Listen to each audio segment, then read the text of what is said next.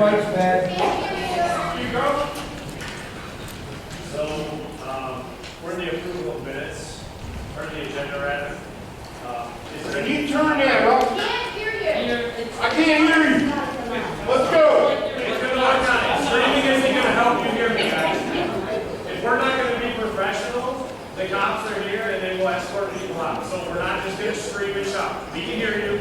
We're all done. I can't hear you. Okay, calm down. Just working on it. Okay, thank you.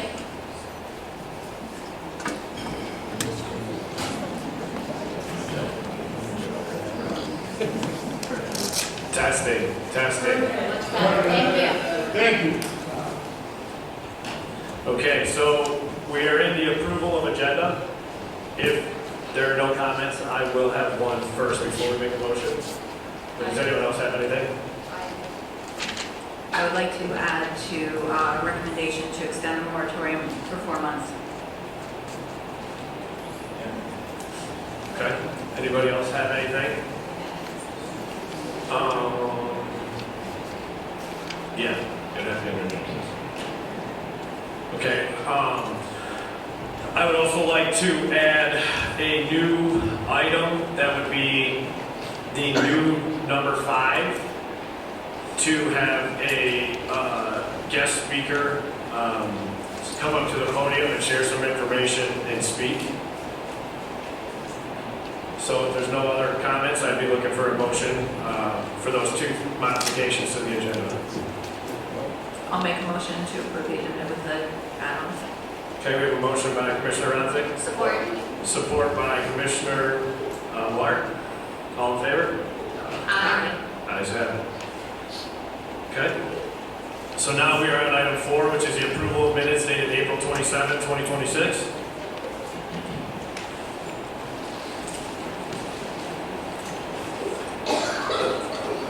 I'll make a motion to approve the minutes as printed for April 27, 2026. We have a motion by Commissioner Turchi, a second by Commissioner Gurley. All in favor? Aye.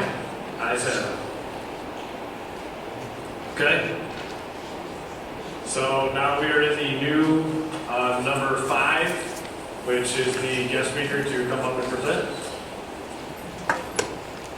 Not here. Okay. All right, then I guess we will go into the public comment on the agenda items. This has a 3-minute limit. I appreciate everyone again remaining professional, stating your name and your address clearly into the microphone, because we know it's hard to hear.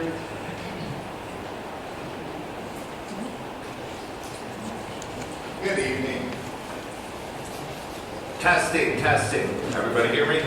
Yeah, we're good. All right, I'm a little confused by just what took order, so I heard the young lady down there make a motion to give us 4 more months possibly, but then we turned around and approved the minutes that didn't give us the 4 months last month. So can somebody make some sense out of that, please? So maybe I'm misunderstanding something. Yes, sir. So for item number 3, we changed the agenda to add a guest speaker and to add a request under new business tonight to ask for an extension of the moratorium.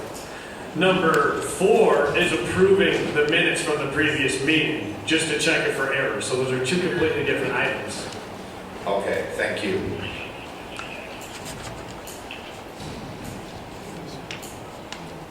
Pretty sure everybody knows who I am by now. My name is Road, Lenox Township, Michigan. So I'm going to preface this by saying, I don't think anybody up there deserves to get in trouble or be in a lawsuit. I think you guys are getting played like a fiddle by a couple of people who need money.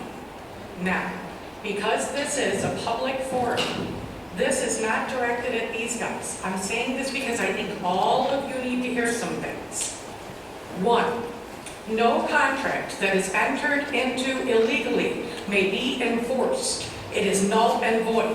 It was illegal for Marino and Rosio to self-deal and put their land up. Both Rosio and Marino know this, and so does the company that put the money up for the land. I've done these land deals before, and I'm telling you this. negotiating in bad faith in two directions. Roselle negotiated with people, he let them get zoning permits after January. So if he knew this was going on, why wouldn't he not get the zoning permits for them? You can just, say no, so you don't let people build a house. Okay, now, that would mean that Roselle probably took a spec loan. So he doesn't need to sell this land. He just needs to make a bank think he can sell this land. I could go right now to any bank in America and get money on my land based on this deal and take off. Okay, so let's bring it around to the fact that they are threatening this lawsuit because they know that this will not get past federal regulators. If federal regulators get on this deal, they will see that Roselle did not have the right to self-deal. And does the township not have insurance for lawsuits? Because personally, I carry $1.5 million. So do we not have insurance for this? And Roselle, the person he's dealing with, have you not gotten insurance on your houses when you go into escrow and stuff? We have insurance for this. Let them sue us. I think it's worth it if our insurance takes a hit so nobody loses their house. And with that, I am done.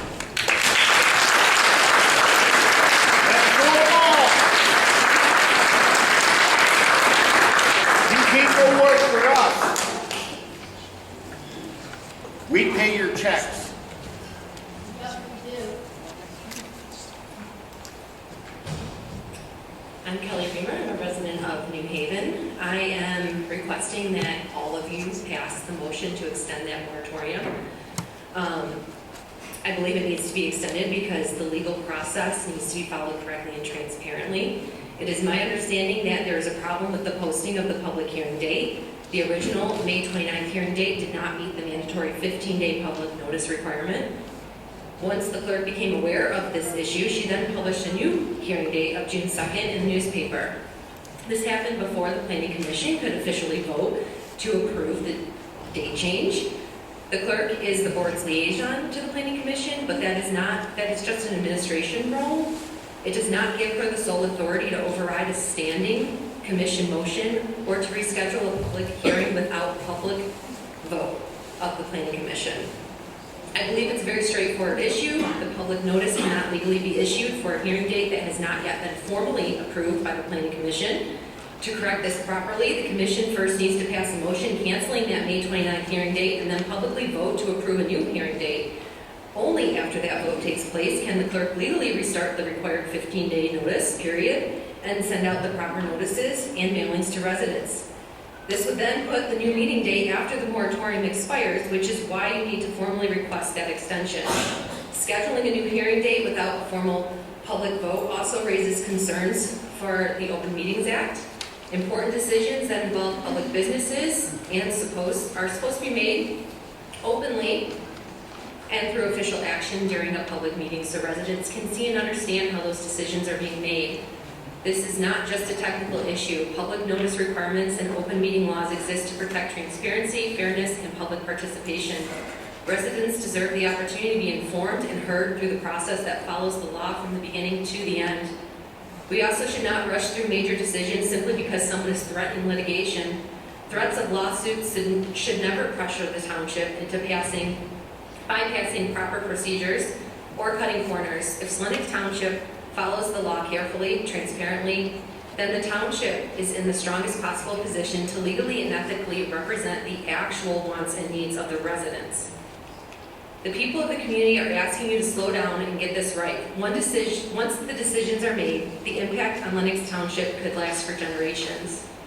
Residents are not asking for special treatment. We're asking for due process, transparency, and compliance to the law. Please stand up for your community tonight. If someone wants to challenge the lawful and transparent process in court, let them. Personally, I'd rather see the township defend itself for following the law than just roll over and allow irreversible changes to our community because someone felt pressured by a lawsuit. Thank you.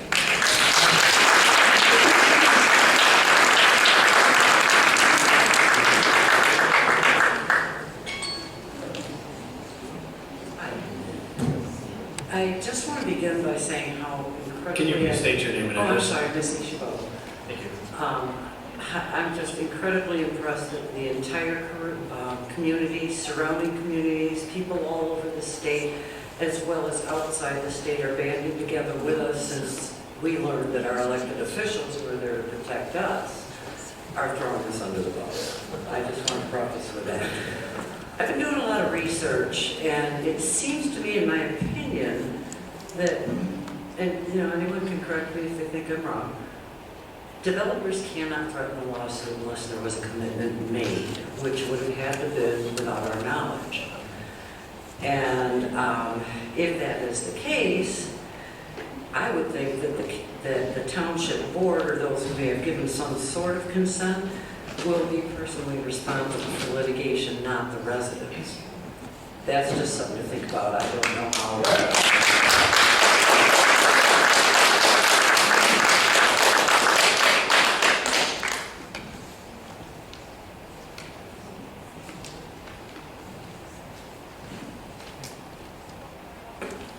Scott Doddich, 32888 30 Mile Road.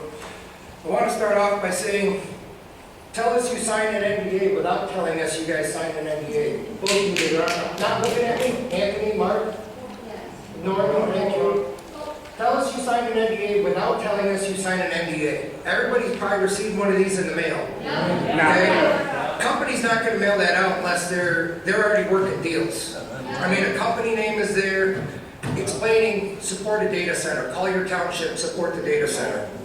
So if when this does go through, if it does, I hope you two are happy because you will destroy multiple communities for years to come. You can rot in hell for that. Yeah. I'm asking for the resignment or termination of Eugene Boyd after his actions last week, which many of you saw against Tamara, where he did place his hands on her personal property, was in her face, and that he is not a cop. He's code enforcement. Okay, I'm sorry, but that has nothing to do with code enforcement. So I hope you either resign or you get terminated, one or the other. Terminated.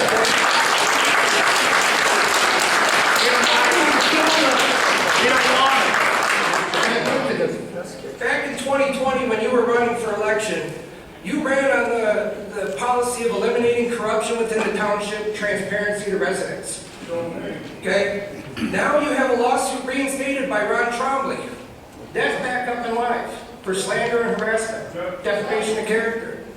And now here we are, we're dealing with corruption and lack of transparency. So I ask for your resignation prior to this recall election. Help save the taxpayers' money.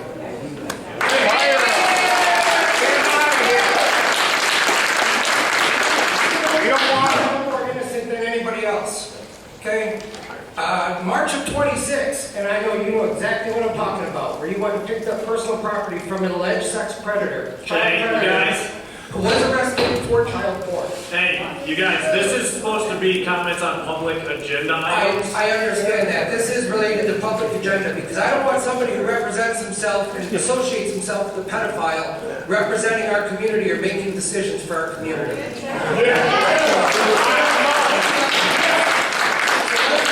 Employee, you live with you, don't know, I recommend you resign as well.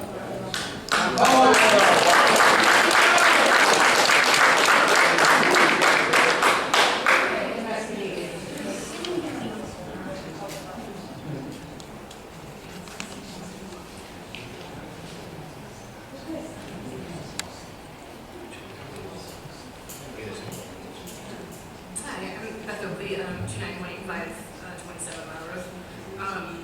It's hard sometimes to go after. Sorry, okay. People that are very articulate have spoken. So,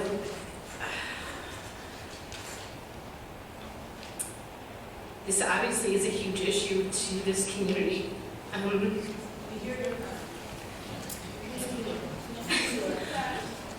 Got this thing too. It kind of made me laugh because the amount of smart, passionate people that I have listened to after weeks express themselves so well The attorney, in a couple of meetings, very unimpressive, made comments about how he listened and anything that people said was they didn't want it. The amount of people that came up here and said, please take your time because these ordinances are a big deal and this community is smart enough to know, and you guys have asked for time to create these ordinances, and you were pressured into making this, and there is an agenda because you know that if you give this to the board, they're going to approve it, and then there's going to be a developer that's going to come in and take advantage of any loophole that is in this. And so the recommendation is to please ask for the extension of the moratorium. There is benefits if you look up what communities, I did, looked up actually, I'll just say it. The major benefit to communities of getting a data center is tax revenue. It's money. It's not about the community. It says there's massive revenue that comes in, not for the community, and there's no long-term jobs. The people that have stood up here and said that they're for, we are for the betterment of the community, but not when it doesn't provide the economic and long-term benefit. It's destruction, and I have to say what this is it's almost like a raping of a community, and it's sad because, and I understand the intent, but when it was mentioned, like, if we have a data center, at least have them give us something back. It's sort of saying, like, well, if they're gonna screw us, then at least pay us.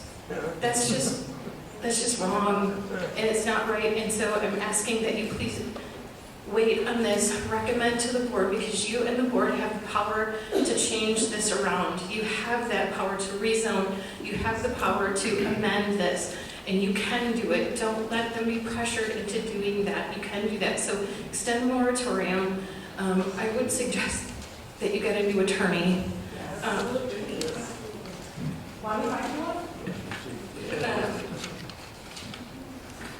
more, I totally forgot. It is very nervous being up here. Thank you.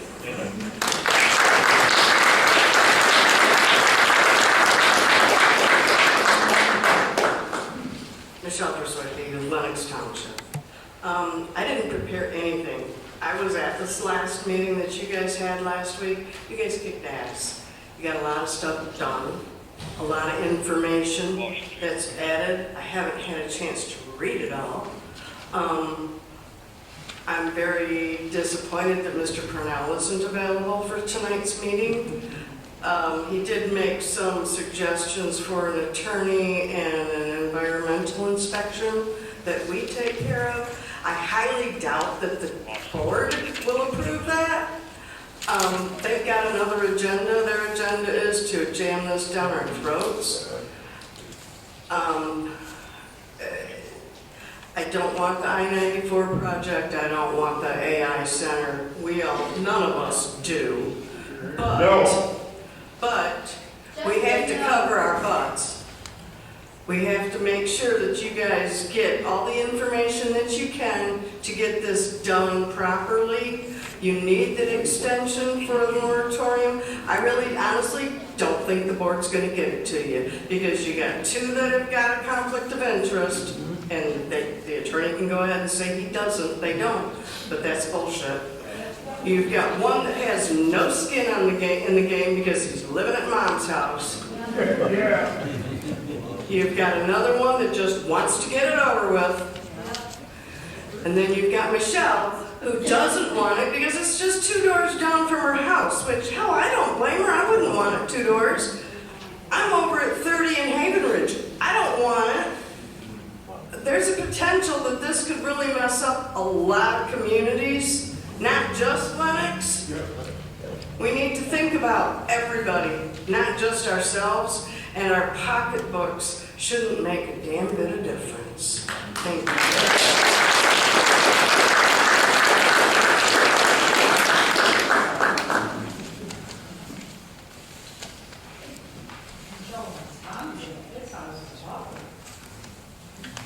Crystal Mitchell, 59277 New Haven Road. I'm just asking that you guys really consider a 4-month extension. We haven't had time to think any of this through properly. The area where they want to put the state center, it's near medical facilities, it's near schools. It's in the most densely populated area of the township.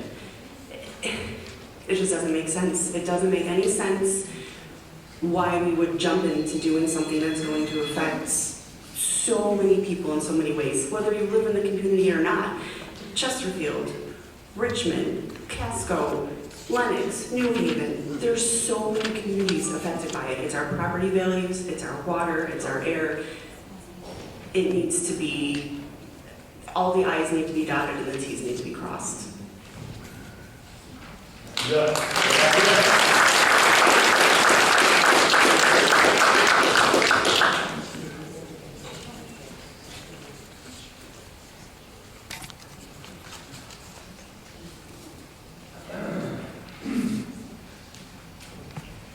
Hi, my name is Ann Pridemore, 32497 Creekery Street in New Haven.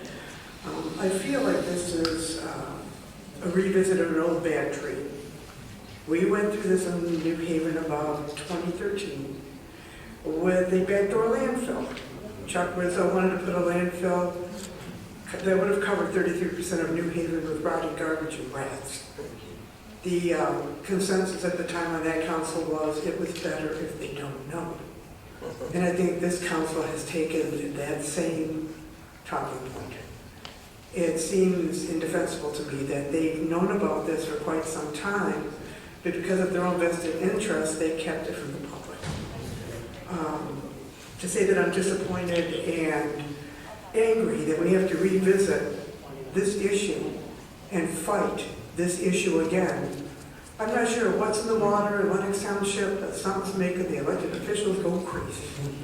And as a former elected official, I can tell you, this shouldn't happen. This is, as I said, it's indefensible. What we're going to do is a multi-directional assist for our planning department. I know you all have the best interests of our communities at heart. So we're here to help you defeat this project.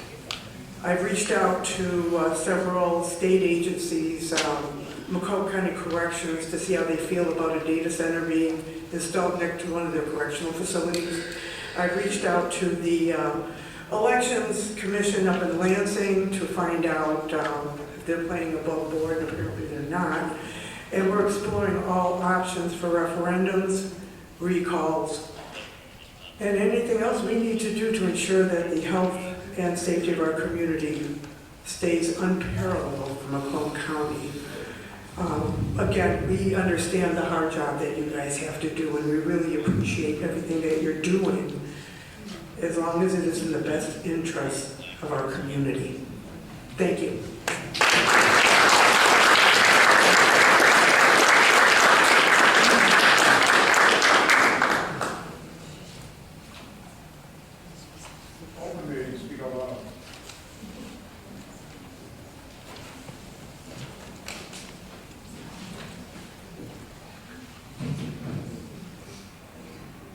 I just like to read. Okay.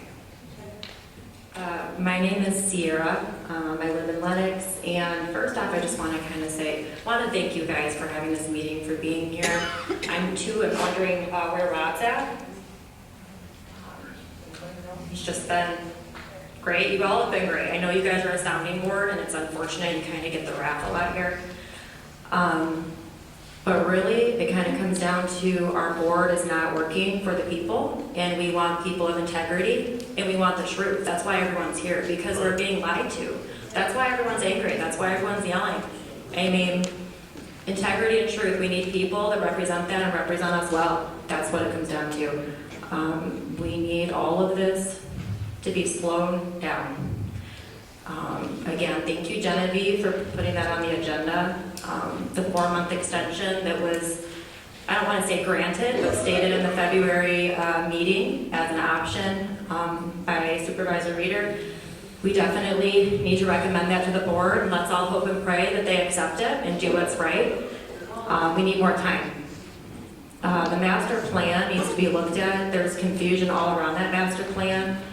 Where did the new industrial development district even come in at? Can someone show us where this is documented? I feel like some of it's missing in the minutes going back.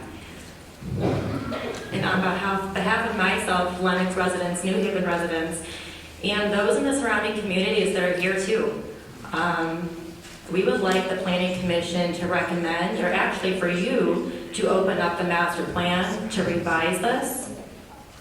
It doesn't fit with the master plan. The goal is for farmland preservation, residential development. There is some commercial and industrial, but about 1,500 acres of a heavy industrial site does not fit in this community. If we need money, let's bring in more residential homes.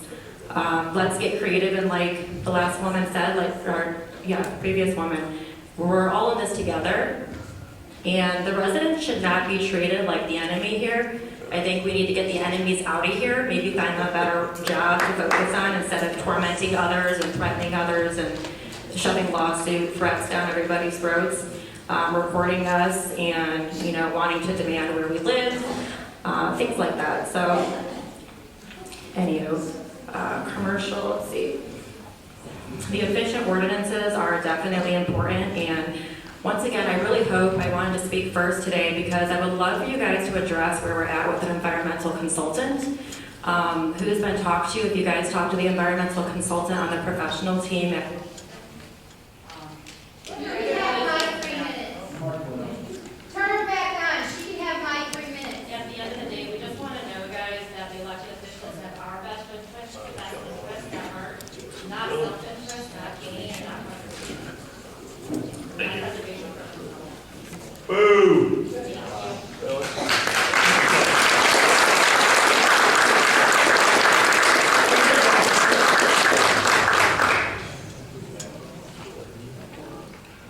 Hi, Ryan Myson. You guys know where I live. I honestly wasn't planning on talking tonight. I know that most of what I would have to say would just be repeating what others had to say. But first and foremost, I want to thank you all for all the work that went into this draft data center ordinance. I also would like to recognize your planner, Dave Skirdo, for all the work that he put into getting this into a draft form over the weekend. I know that he put a lot of time and effort into this. One thing that I did notice, though, I've been trying to peruse through it while everybody else was having public comment. I don't see in here a requirement for the hooking up to the city water, which I thought we were trying to require. I do see, though, it says will not require, page 10, it says will not require public investment or system expansion to serve the facility. Hopefully, if any expansion or anything is necessary, it would be that I would be on the hook for funding it. But I have a feeling if they're having to hook into the city water, it's probably going to require some sort of expansion. Otherwise, as I'm sitting in the audience, I just ask everybody that's here, I think others have mentioned it. The Planning Commission is doing the best they can to put this together for all of us and to make sure that we have a good ordinance. Let's try to keep the yelling and comments and stuff from the peanut gallery in the back out of this meeting tonight. Let's keep it professional. Thank you.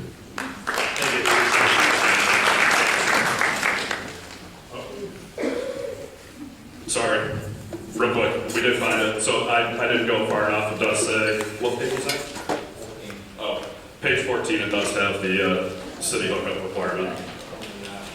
So I missed it. It was in a different section.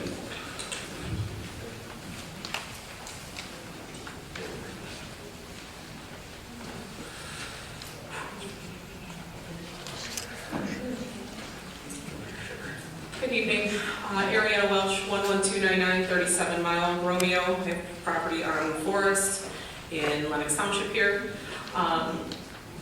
I wanted to bring attention to, clearly I love the cold and how targeted this is of keeping everybody fresh and awake in our meeting room tonight. So, potentially, arguably. So, I want to make sure that the public hearings are going to be discussed with an appropriate motion and making sure that dates are done accordingly and that there's enough time for the clerk to post them in the publication in the newspaper accordingly. So I want to make sure that that is brought up tonight because the current date of June 2nd was improperly noticed. And I want to make sure the Planning Commission is aware of that so that there isn't potential for any decisions made at that to be disqualified or removed by a judge down the line. So please make sure that we're making appropriate dates and setting appropriate timelines for that. Thank you.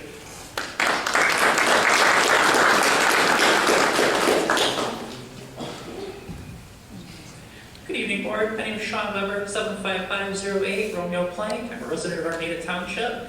I also have the privilege of being a researcher for Public Research Initiative. So these folks tonight, as others have echoed, this board is not voting to approve a rezoning application tonight. They are not voting to approve the data center application tonight. I want everybody to look at this like an insurance policy. These zoning ordinances, we hope we don't have to use them. But in the event we do, it will be much better for the safety and the protection of this community if these zoning ordinances are on your books. Oh, bullshit.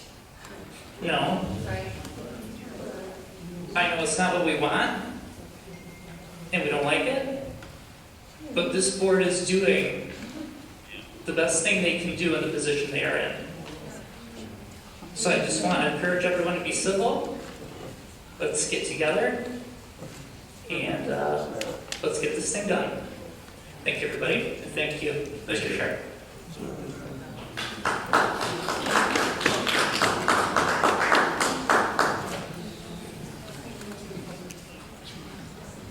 Hi, I'm Kim McDowell. I live in Richmond. Obviously, I'm pretty much in agreement with everybody. I'm going to apologize. I don't have anything truly formally prepared, but something that really needs to be considered going forward.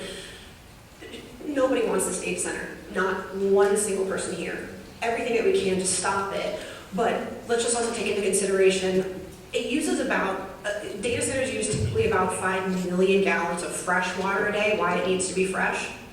Don't really know why, but it's taking fresh water from us, and they're going to dump that back into our space, causing God knows what kind of damage to any kind of future crops, any kind of anything that we may want to grow, not to mention any kind of unknown cancers that may be exposed to us over time. All these studies have been done about data centers coming out everywhere. They have been nothing but a drain to the communities that they're in. Not to mention, so that's the water. Let's talk about the power. Who picks up the bill just to pay for it? It's subsidized by the general public, so all of us would be paying, all of our electricity bills, everything would be just going through the roof because we have to subsidize that. So something that we don't want at all, now we're also paying for it. Let's also talk about noise pollution. Typically, they run at about 92 to 110 decibels. You have to wear ear protection at about 86. Otherwise, you could risk possibly going deaf or having other long-term effects. There are 13,251 people in Lenox, about 3,670 in Richmond, 12,132 in Baltimore. That would be a lot of people who would be suing Cloverleaf or whoever it is because now they can't hear anymore. Because none of us wanted this. And now we're all suffering long-term effects no matter what it is. So if you guys would please, please, please consider us. There's a predator out there who's coming after us. Please. It's you too. You guys live here. Do you want to go deaf or do you want to wear ear protection in your own house? Do you want to go like this every time you see any spot of water? Are you going to feel safe going to local farmers markets knowing, ooh, that was grown here. I wonder what it's not going to be like. Are you going to be happy when you look at your DTE bill or whatever electricity bill and it's 4 times higher? You're not going to. Please consider it not just from, yay, tax revenue or whatever. Really consider it from even your perspective, what this is going to mean. This is going to mean this to thousands of people. Please consider. beyond just the fact that it's a data center, what it does to our ears, to our water, to the air, to literally everything. I think about possible lawsuits from every individual person if anybody ends up suffering. So. Thank you.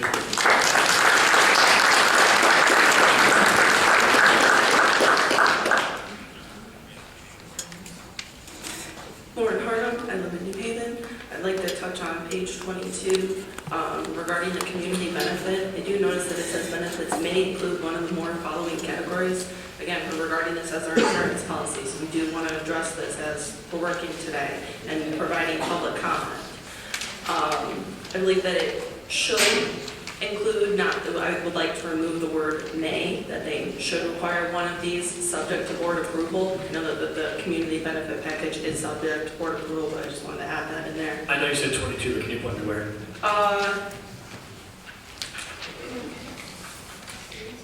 Additional community benefits underneath 7, underneath community benefits, so L, Oh, right 7, there, yeah, at the yeah. top. Yeah. Just like subject to board approval, so that way we can't skirt around that depending on, I know this current planning commission intends to do well, but I don't know who, if a data center decides to wait a couple years, I'd rather us be a little secure. And then, I have one other thing. Fines. I don't know if that is a separate legal process, but I do not notice any fines or reprimandations for not following these great guidelines that you guys have set. If you guys could discuss on how that process would work or how it would be attached to this data center, I think it would ease a lot of our minds. And I like how hefty this packet is and how bigger it gets every week, and I hope your guys' sanatorium is extended so you guys can do the best job that you can. Thank you. Thank you.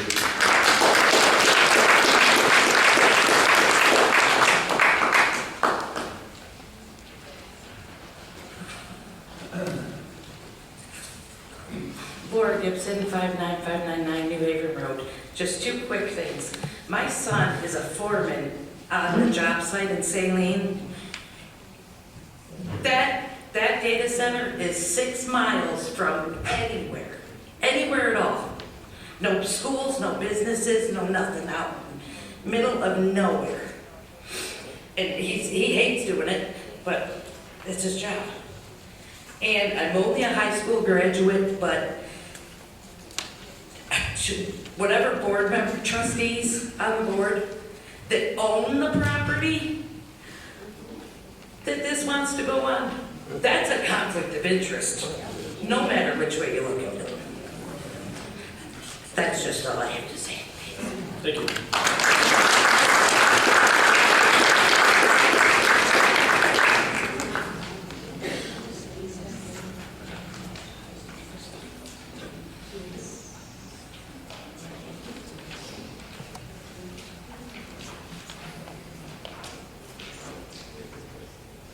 Okay, is there any other public comment? Thank you. So I guess we would revert to the guest speaker if they are here.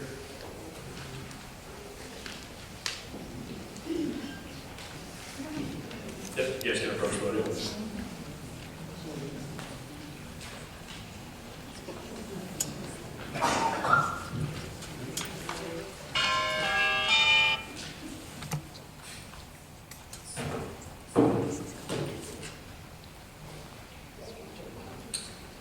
Good evening, members of the Planning Commission. My name is Daniel Mahoney. I'm the Director of Policy and Regional Affairs for DT Energy. I was asked to come here tonight and make some comments to the board to help further discussion around the topics that are on the agenda tonight. Because data centers are large energy users, DT Energy plays an important role in how they show up in the communities across our electric service territory. As a regulated utility here in the state of Michigan, DT has an obligation to provide electric service to any customer that wishes to connect to our system. And because of that obligation, we are laser focused on ensuring that each data center we power pays the full costs associated with connecting their facilities to the grid and powering their operations. At no time And I know there was a previous speaker that made this point. I want to be crystal clear.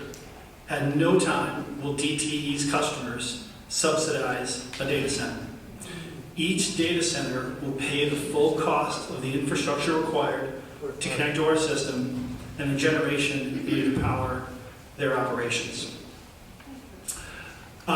Typically, when I make comments at public meetings like this, I talk about a basket of protections that exist here in the state of Michigan for regulating data centers and how electric utilities engage with them, right? I want to roll through these just real quickly in the interest of time for everyone.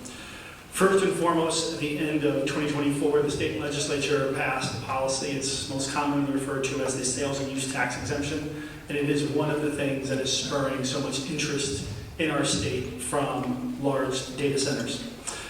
This policy did something super smart, which is it learned from the experiences of other states and applied those learnings to make sure that if and when data centers do show up here in the state of Michigan, that they are doing so in a way that protects our customers and preserves our state. The policy at play has very specific provisions around what I spoke about before, eliminating any cost shifts or subsidization from residential customers or other commercial customers for a data center. Second and third are regulations for our industry that have been with us for about 100 years now. One of which is how utility rates are designed. They're designed around something called the cost of service methodology, meaning we can only charge a customer what it costs us to serve them, right? This is one of the other ways that customers pay their fair share, and when large load customers like data centers come onto our system, they will of course be served a cost of service rate.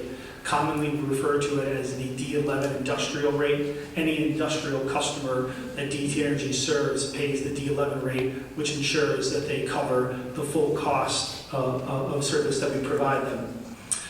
Third, and certainly not least, is how we plan for long-term power generation for our customers. Our state has a policy called the Integrated Resource Plan.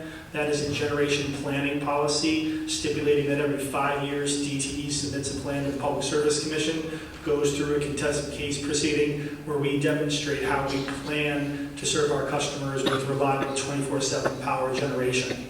We will be providing an update to our Integrated Resource Plan later this year where we'll be documenting the expectations we know about from our customers, our existing customers, which now does include 2 data centers, one in Saline Township and one that's before the Public Service Commission right now in Van Buren Township.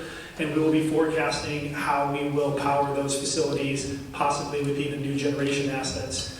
Those regulatory approvals will include the cost of service provisions I talked about and the application of the sales and use tax, where we're going to be making sure that these facilities pay their fair share for both connecting to the system and any power generation that they will be required.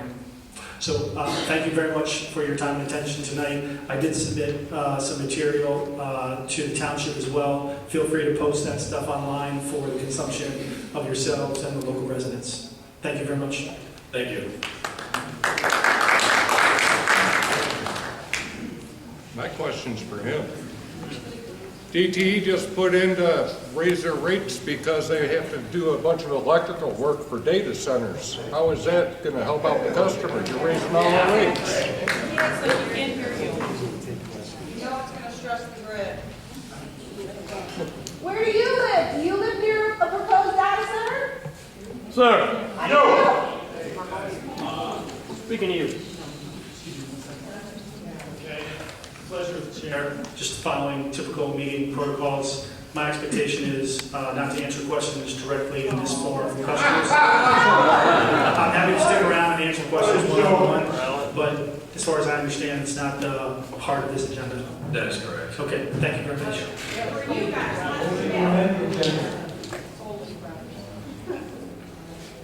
Okay, thank you. Hello, John River, anything? We're not in public comment right now. Oh, I'm sorry. oh, sorry. Yeah, I was saying, you want to hear it. we have another area for public comment, but we closed public comment, and that was the guest speaker. That was its own line agenda. I had a question for the guest speaker. If he would have been here on time, he would have been able. Yeah. The guest speaker said he's willing to answer questions one-on-one, and we do have another opportunity for public comment coming up in the meeting. So we do have an opportunity. Okay, so now we would move into what would be the new number 7, unfinished business. So the first one is 7A, the I-94 Development District Draft Ordinance Discussion.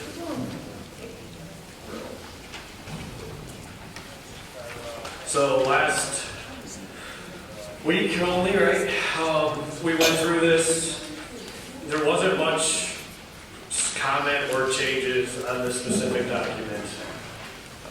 Is there anything anybody's found or wants to add to the discussion tonight?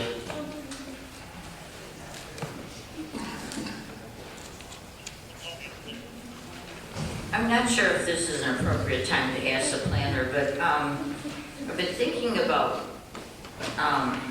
how we could help, like, develop an area for, like, senior housing or like apartments, condos, just more affordable housing for people that live in the township and want to downsize.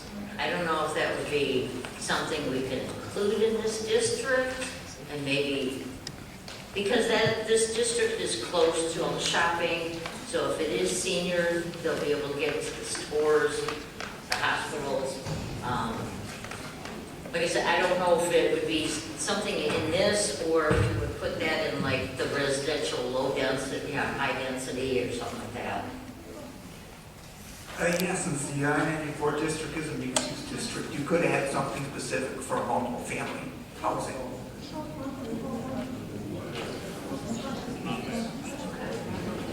Thank you.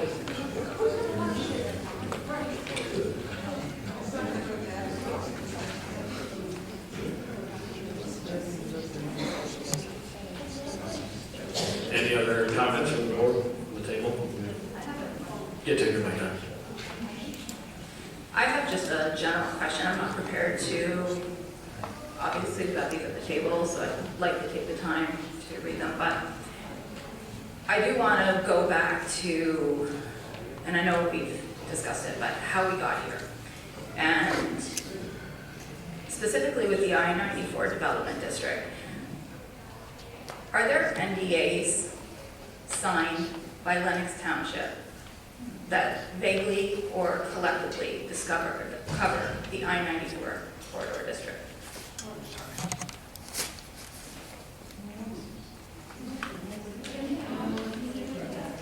I'm wondering because there was so little talk, and I came in late and really wasn't involved in the master plan, and wondered along the path about how we got here. And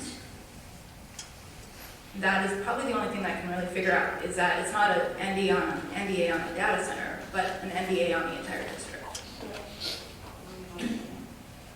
And I will expand on that because it makes it very, like, we are sitting up here, me walking in late to the game, with very limited information as to how we got here. And limited input. Thank you, Dave. You're it. Sorry.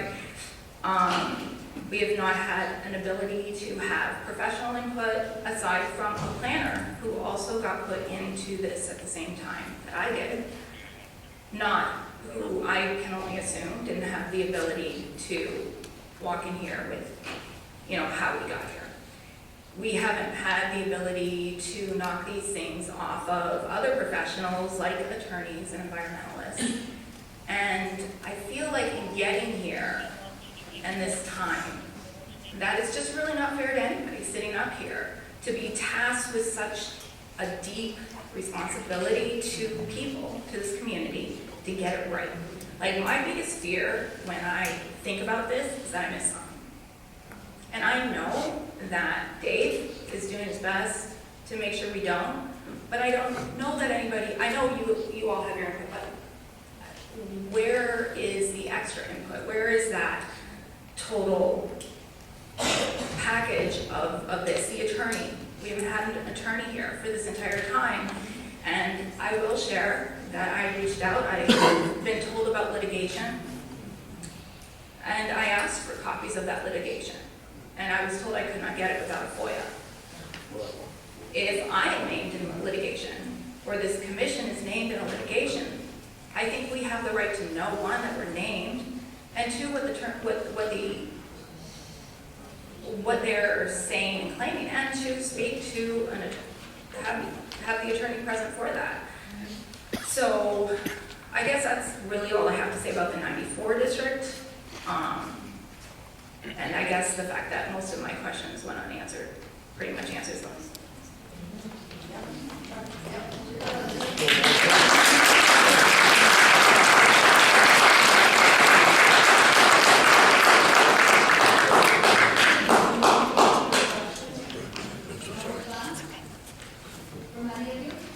Is there any other comments on the table for this specifically? Just to touch on what I was talking about before, under G, where it talks about mixed development, mixed-use development, does anybody feel comfortable adding something about? You're talking page 2, section 7? Yeah, section 7, 1960, Yep. it says G, mixed development.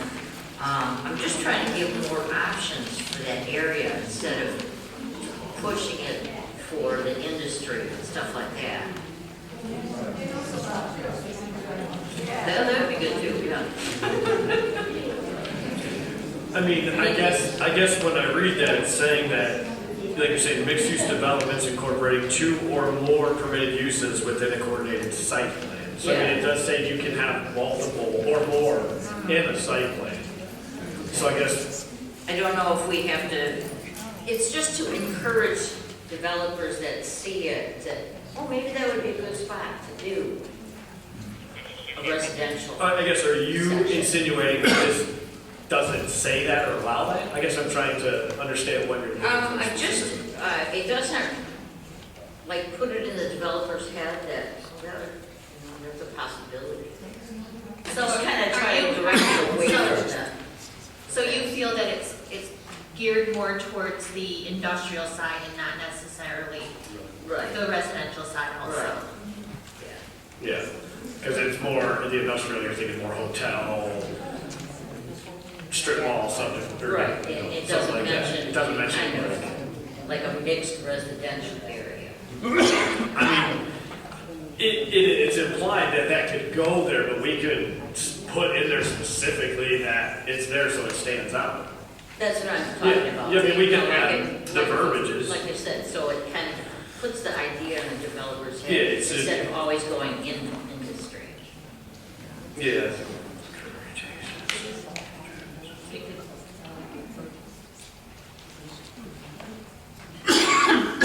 Yeah, because I mean, it touches on hotels, conference, ancillary, lodging, But it doesn't talk about. right, travelers. Yeah. Yeah, so we can add that, Mixed residential. add H, You know. and add H. But maybe bump it up, like Under make it the- F, underneath hotels, and do a mixed residential use, Yeah, that would, you know. instead of putting it all the way down at the bottom. Yeah, so What if it's, so it's, we can add it to that? so it's noticed. Yeah, we add it. Oh, we add it to E? We can add it or add one. We can talk, or it doesn't matter. I just figured instead of changing it all up, we can add it to it, but if you wanted a separate item, I'm okay. I think it should be a separate item, honestly. Okay. So do you want to put it under hotels, under E, and be the new F? That's what I would do. Put F and then move Yes, and then everything bump else the other ones down. down. Okay. So F would say Mixed residential. mixed residential. Okay. But do we have an ordinance that states where that's allowed, you know, like that's allowed? Well, I think being it's mixed use, I think you could do that, like the planner, I think that's what you stated, correct? Correct. Thank you. Good. So we added F, we changed the old F to G, the old G to H. Okay? Any other suggestions from the table?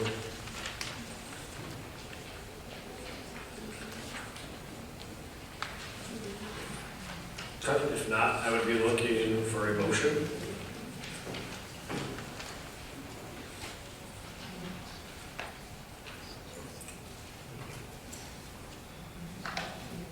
I'll make a motion to table the development district I-94 until after the public hearing. The public hearing of what? The ordinance itself. No, we have to set up a public hearing. Right. Are we, The next step is to set up a public hearing.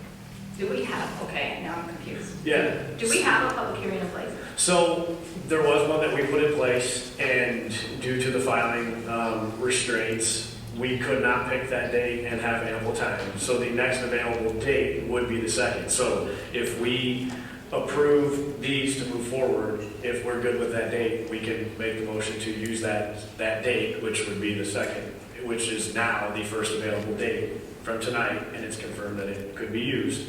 Or we could select a date, a couple days, if that day doesn't work for us during the week. But the next step would be to have the hearing for these items to then put the ordinance in place. And as everyone is aware, that 2nd is right up against the deadline. So, pushing it or tabling it pushes us past. And if there was no extension, now we've stopped it. There's no ordinance, and we have zero insurance. We have zero policies. And we've wasted the last 2 weeks of busting our butts to do something here.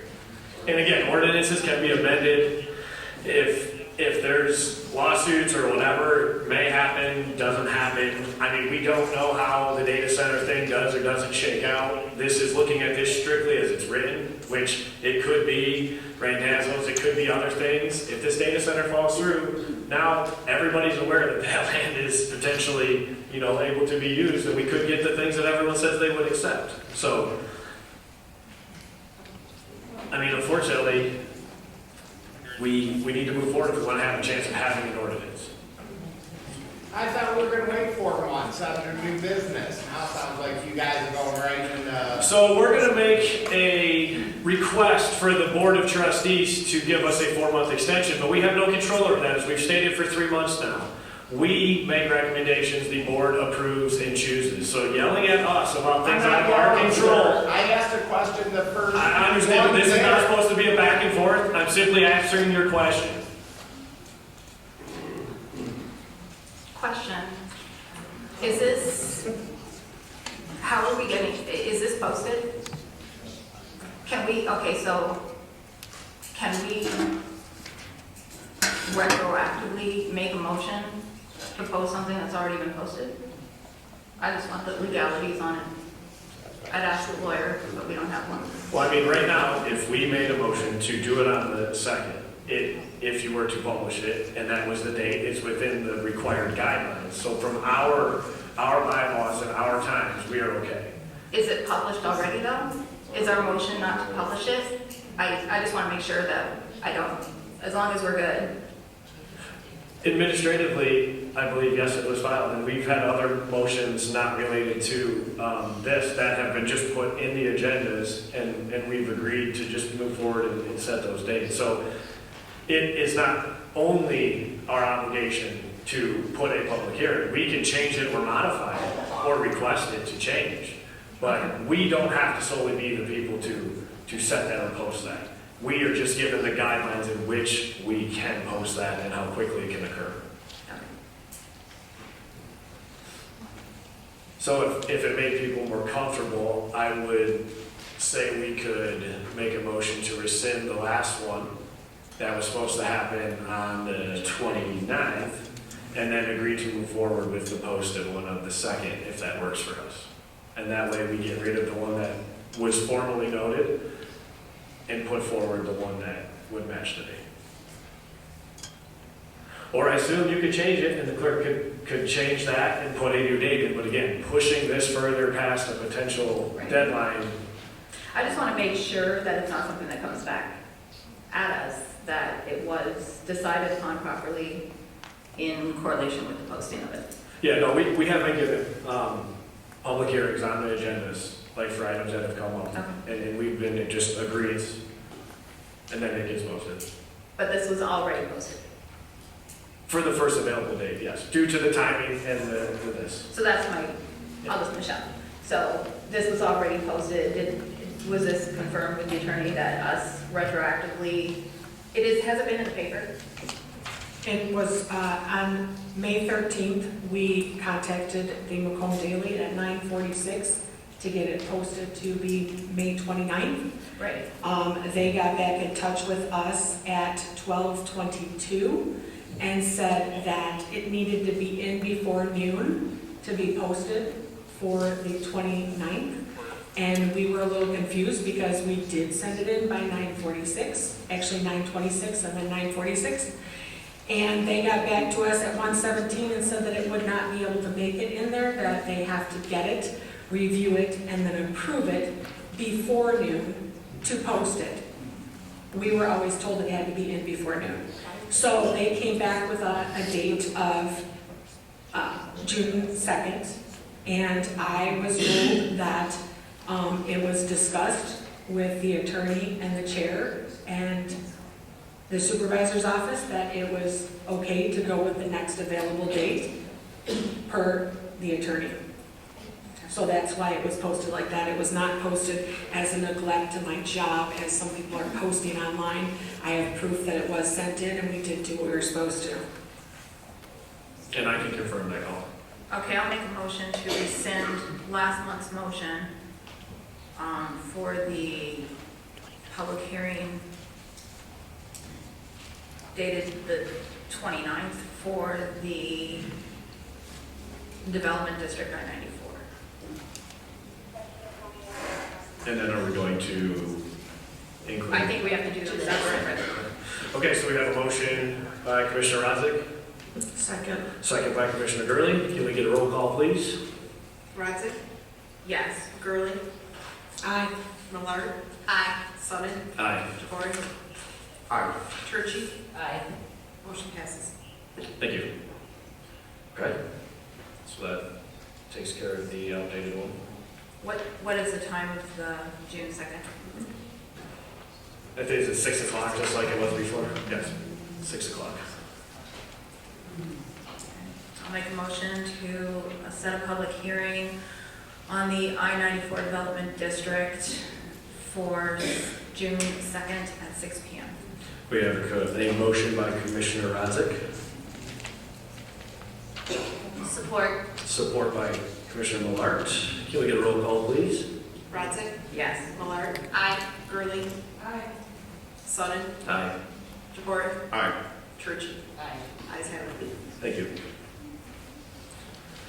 Okay, so now we will move into, oh yeah, we gotta do that too, right?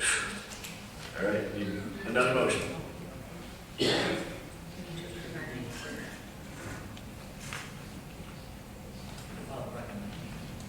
recommendation. With the one change we added. We would need a recommendation to approve the draft ordinance, and we would just add that after that we added your suggestion. Isn't that usually done after the public hearing? Well, I think just, At the public hearing, we would then either recommend or deny it to vote for board approval. so I guess, do we need to make a motion to move on to 7B? Or we just can incorporate this and move forward? If you do it now, you would incorporate it, ask me to make the change and bring back a new draft to you. The recommendation will follow the public hearing.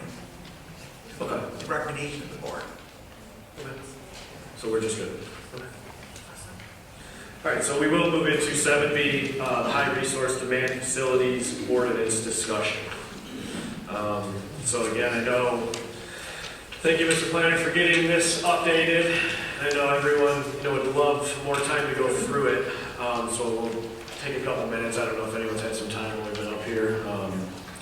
We did address the first item brought up by the public about city water that was incorporated, so we're good there. The other one that was brought up, Excuse me, we could just go through the ones that are in blue.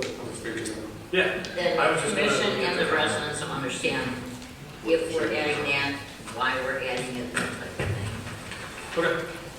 So the first one was purpose and intent. It just added ensure compatibility with surrounding land uses in the township master plan. That was something we brought up. So I think we're all good with leaving that in there. Page 2, the next blue, resource and infrastructure thresholds. The facility exceeds one or more of the following thresholds as demonstrated by applicant prepared estimates by a state of Michigan licensed engineer and approved or constructed within 5 years. So we just added that it wasn't anybody or their choosing. We stated state. The gallons, we just corrected that. And then we just added the clause of nothing herein alters state or federal reporting thresholds, just because again, as everybody knows, data centers come in and they tear through just like we do, so we need to make sure everything sounds appropriate that would hold up in a potential court case.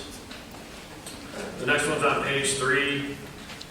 An ancillary or dwelling unit is permitted only upon approval of special land use pursuant to section 719.102.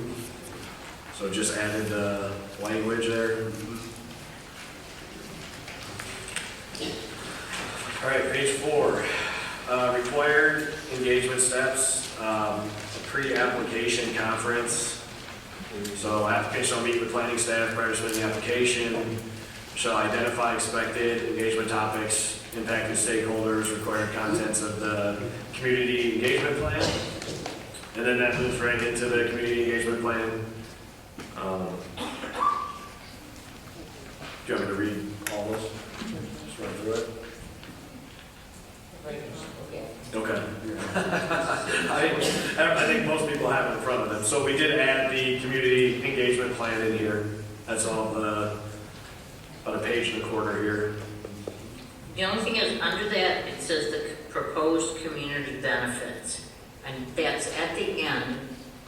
But my question will be, when we come to that, is all that legal that we're gonna require? Or is that something we can address? Where specifically are you looking? So I can read it. Okay, at the bottom of page 4, it Yep. says proposed community benefits. Under 8. Under 2, E2, last one.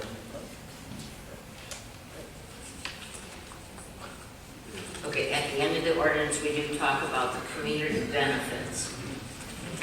But I'm not sure legally we can even put that in.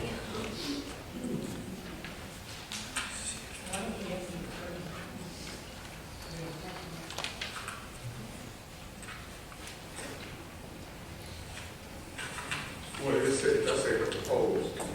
Right. And then on Okay, page 14. that's fine. Yeah, then we can address it when we get to, Yeah. thanks. Good catch.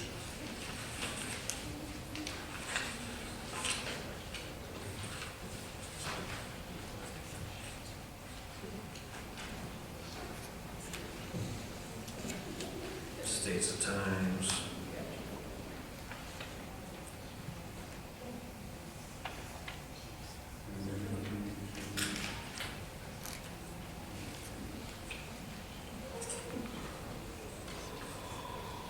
This was good. It's got the reports in there.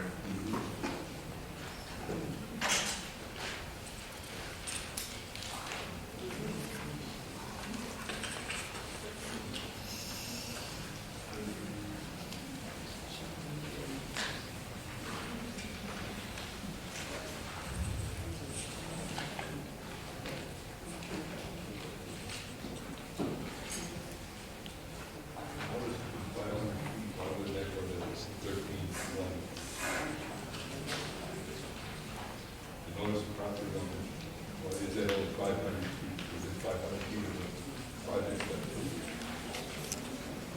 Something pretty, subject to page 4. Shouldn't that be legal approval around? Oh, yeah. First 320 or something like that. Yeah. No, so the The comment that just came from the public that we're discussing up here, there was a 500 feet. This is just the notice of the people within 500 feet get directly notified. They get a written. And we discussed that typically it's 300, so we extended that to 500. Obviously, it still gets posted, it's public, but that's just the requirement of they have to physically contact those people. So I think we were good with the 500, correct?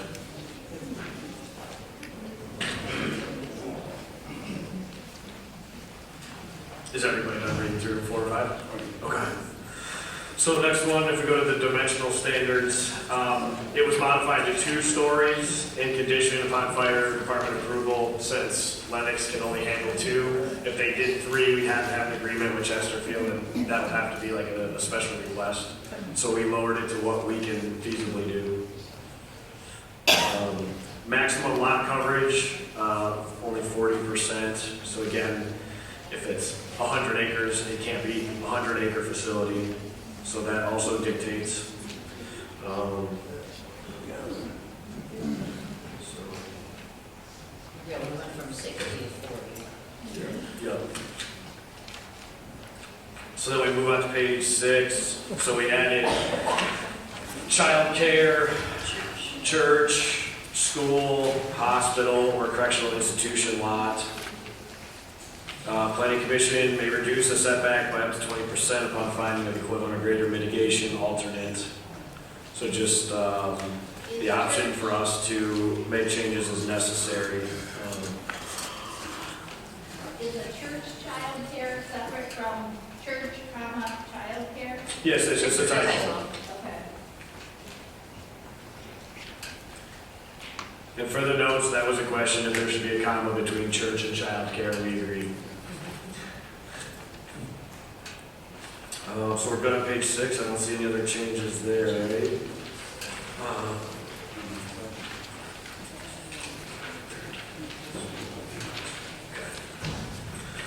Can you guys say where the 1320 comes from, or do we need to say that public comment?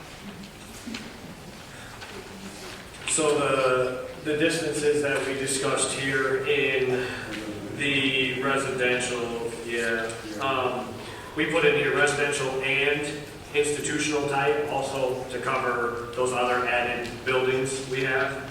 The 1,320 feet is the distance from all of those, which is one of the most strict in the state. We looked that up last meeting, and that was the information we had.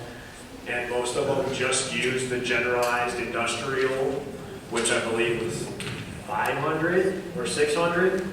So, yeah, we have been advised that that could be challenged because it is so high. So I know some people would love for more than 1320, but we are right there as high as I think we can go without it just being pushed as exclusionary zoning. If Saline has a 6-mile radius by no people, buildings, or stuff like the lady pointed out, why aren't we trying to go off 6,000 or 6 miles? We have to go off what's existing in the state. You guys can say what state, what we're referring to for the 1320, because anybody knows. So they can know. Like what standards that's already in place. What's that? Well, I know, but the problem is everything has to be on record and they can't hear because they're not on the mic. So every time someone says something, if we acknowledge, it has to get recorded, so that's why I'm having to repeat everything. So yeah, public comment will address that for sure, I'll explain it, yeah. Yeah, there's no changes on 7, so we're moving to 8. The first blue is E, equipment must meet manufacturer's noise specification under maximum load. So before it just said specification, so we added that to just more verbiage. Lighting, the following requirements shall additionally apply, and that was light level shall not exceed 0.5-foot candles at property lines to residentially zoned and used properties. Light levels shall not exceed 1-foot candles and property lines adjacent at all other properties. So it's specifically called out for residential and others. Screening was added for landscaping and buffering, so it covers any type of materials. With evergreen, we added the language about the trees planted in a double staggered pattern, not more than 20 feet on center, and we may require screener wall more extensive in addition. So we added the language that the planning commission can have a lot of oversight on the boundaries and the barrier protection. Was that evergreen supposed to be mature? Because they could go little. Yeah, but so to not make it too specific, that's why they put the language that we have the required screen wall or more extensive screening in addition to the green belt. So already, so Ms. Wayne, we're going to add that? Yeah, no, and this is item B, it says evergreen trees shall not I be missed under. that part. Okay. Trying to stay on top of it all. Yeah, no, we're good. So then the next thing we brought up was not to put in seedlings or saplings and tell us in 30 years you'll have trees. So right there's not to be under 8 feet tall at a minimum. Large deciduous trees shall not be less than 3 inches in trunk caliper, measured 6 inches above the ground. So again, we have control and say already if and when a building is proposed, and this just reiterates. And then again, small deciduous trees cannot be less than 2 inches. Everybody good with the changes from the barriers? Stormwater, wastewater, to B, we had an approval, okay. Withdrawals, discharge. Any large quantity water withdrawal or discharge shall comply with applicable state and county permits. Approval by the Lenox Township Board shall be contingent upon written confirmation from the applicable utility and regulatory agencies that the proposed withdrawal or discharge will not adversely impact existing users, system capacity, groundwater resources, or downstream infrastructure. Lenox Township Board approval shall be conditioned upon a finding that the proposed withdrawal or discharge I will not exceed available system or aquifer capacity at full build level. Can we take out the aquifer completely? Yes, that's, after this was done, you're providing a lot more stringent requirements we have to add. Okay. Because there's a big page of it, so. Okay. All right, well, we'll just strike that here and then you can share your. I'll have no problem. Consider those for the next draft. All right. Will not displace or repair existing or reasonably foreseeable users. Will not require public investment or system expansion to serve the facility, and will not result in stranded or oversized infrastructure in the event of facility closure or decommissioning. So I think that pretty much put, plus they just said about another page on top of this that we're going to get added to in the next copy. Were you going to say something, Commissioner Turkey? Okay. Monitoring, the property owner shall provide and maintain an escrow account with sufficient funding for monthly monitoring reports. So we also put in there the reporting. Yep. Next one is page 10 at the bottom, noise and vibration. We went under the current ordinance and other decibels. We're at daytime 50, nighttime 40, low time 60. And then the routine generator testing shall occur between 8 and 6, and it follow the annual hour cap meeting, state environmental, Great Lakes, energy and environmental protection agency standards. So they have to comply with whatever the typical generator specs are.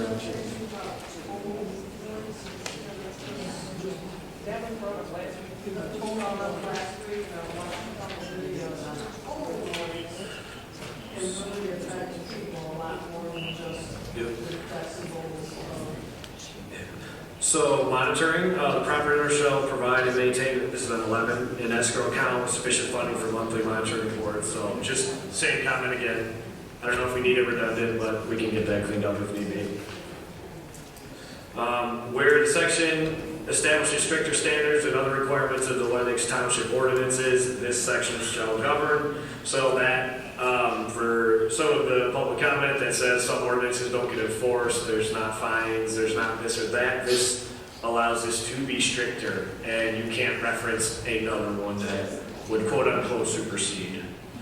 So I know there was statements from the public and from Commissioner Rodzak about total noise.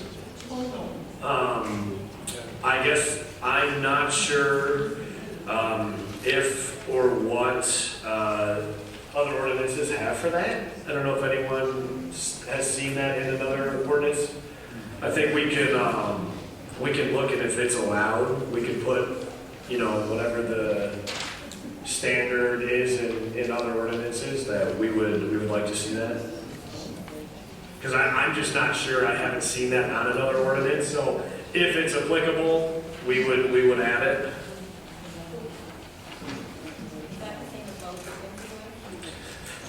We already have a low frequency over here, but no, that is different. Yeah, that's a different pitch. Yep. So, Sorry, I just Googled it so we can kind of look. yeah, we Googled what that is. A sound generally classified as tonal if any specific frequency measured using 1/3 octave bands exceeds adjacent frequencies by 3 to 5 decibels. So there is a guideline, so we'll look at that and see if that applies to data centers, and if it does, we can add that language.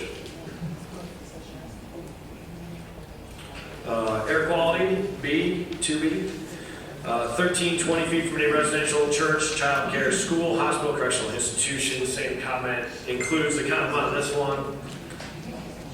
So I think we're good there. Generator emissions, again, just added the language, church, child care, correctional institution lines. We added that throughout. Thermal emissions on page 12 at the top. This facility shall be designed and operated so that the thermal emissions do not cause sustained increase in ambient air temperature at any property line beyond limits below, measured at 5 feet above grade. Residential mixed-use property, no more than 2 degrees. Ambient background, average over a 15-minute period. Non-residential property line, no more than 4 plus. Ambient background, average by a 15-minute period. No thermal emissions shall create unsafe conditions on sidewalks, trails, roadways, public spaces due to icing, fogging, thermal plume interaction with winter conditions. So we added all of that to suggestion of Commissioner Rodzik. Excuse me, I just want to go back to the air quality and emissions one. B talks about the 1,320 feet from residential, church, child care, school, hospital, or correctional institution lot line. Then the next line talks about 500 feet from schools, parks, or hospitals. Is that conflicting? Where, all right, so I see it there at the bottom of. We'll cut it out.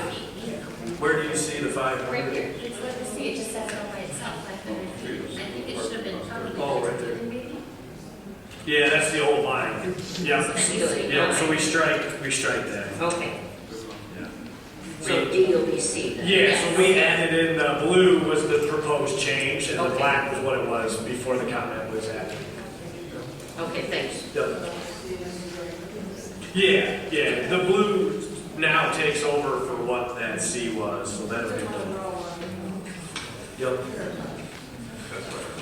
And then we added the generator testing, so follow Eagle and EPA standards again, instead of just saying it has to be tested. We want everybody, the agencies, they have to follow those guidelines. We put that they shall submit a monthly. The standard is annual. We suggested monthly if it's allowed. If there's no other industry business that you can dictate that, then I think that they could fight that. So we propose monthly, but it's going to be at the determination of the local government. Monitoring, the property owner shall provide and maintain an escrow account with sufficient funding for the reporting. So whatever increment of reporting and monitoring they have to do, they have to have an escrow account to cover that, to ensure that they do comply. Okay, but, sorry, back to I again. Yes. If we're leaving monthly in there, would we take out annual? I guess, Mr. Planner, being that I don't know if we're sure yet if we can dictate. So, I guess we need to try to determine how we word that to protect ourselves. Yeah, I just, because it's, the word annual means. Yeah, we can reword the statement. So if we take annual out and put, try for monthly, and if we're not allowed, we could always put like 6 months. Something like that, because we just gotta. Yeah, or quarterly. Quarterly, yeah, if you take out, you gotta take out the word annual. So take out annual and do. So could we leave monthly for now? Or we can. I mean, I don't really know if we have a solid answer, but we can dictate on that. What is the landfill reporting? The suggestion. Okay, Mr. Leonard? Yeah, the suggestion was, from the engineer was, or we could add monthly, or as approved by the township. Okay, that way we just have a statement. So that way, if like the clerk said, if the dump is quarterly, if that's the stringent we can do, that it would go to quarterly. So we'll suggest monthly with, Monthly or as approved by the township. Or if approved by the board, is that what you just said? okay. So we talked about the escrows. So now we'll go to page 13. Renewable energy integration. Applicant shall submit documentation demonstrating good faith efforts to minimize life cycle greenhouse gas emissions through efficiency, procurement, or offsets. The requirement is a general statement. Okay, so I guess we need to look and decide on this, exactly how it's worded. So,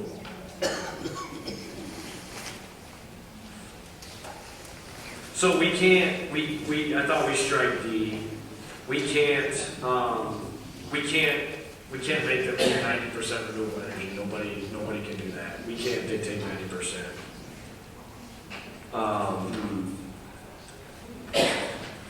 And then efficiency target, design for Q 1.2 or lower, demonstrate the highest efficiency reasonably achievable given site constraints, provide documentation. I think that's okay. At least 25% of projected annual energy demand should demonstrate to meet renewable energy sources whether on site or power purpose agreements. I had a statement that kind of just covered this. I thought that it was that they had to show. Yeah, they have to show good faith effort to meet whatever the standard. Yeah, I think we could just summarize it. Because that is some of the old, some of the new. I know Commissioner Turch, you were not here, but for renewable energy,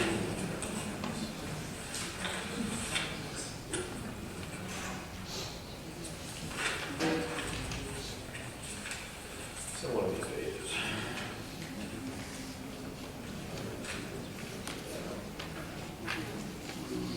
Yeah, so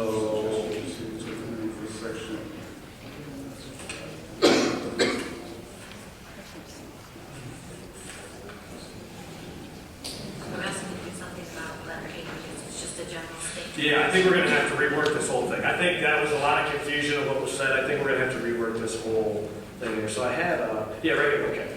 So for renewable energy, this, like the notes say here, a lot of it's contradicting here, and I think we need to make it more clear. So it is there, it's the first thing. So applicants shall submit documentation demonstrating good faith efforts to minimize life cycle greenhouse gas emissions through efficiency, procurement, or offsets. So I think that's the guidelines of trying to use renewable energy to show a good faith report of what's possible to use. The engineer suggested we put the word after good faith, put and acceptable. Acceptable to the town. Acceptable to the township. And acceptable to the township, okay. Okay, and then I guess, so we could strike B, we could strike D. Can we leave C? I don't know, those ratings, I guess is that, I don't know where exactly that number came. I know most targets are 1.3, we use 1.2, so I think that seems on par.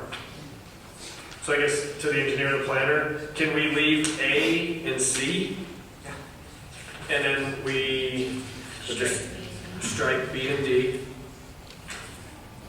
And then heat reuse, provide a feasibility analysis for waste heat recovery. Yeah, we can leave E as well. Okay, so I think that clears up the issues with renewable energy. Okay, water supply, page 14, number 5, a closed distribution water supply system from a municipal public water provider shall be used. We are going to keep that. So that would be replaced with a new language. Okay. Because that falls under a different section. All right. So we have to add something about sewer too, or no? Correct. Yep. We'll have one new section, it's called, utility and infrastructure, and that addresses water, sanitary, and storm. Okay, thank you. So in case people couldn't hear, the engineer said we have the whole new section that is a page or more specifically to the water, the sewage, and all that being the municipal. Would that include refilling times, like off-peak? Off-peak refilling times? So yeah, the system needs to be designed that is not going to impact the current Okay. system capacity, and that's across any development.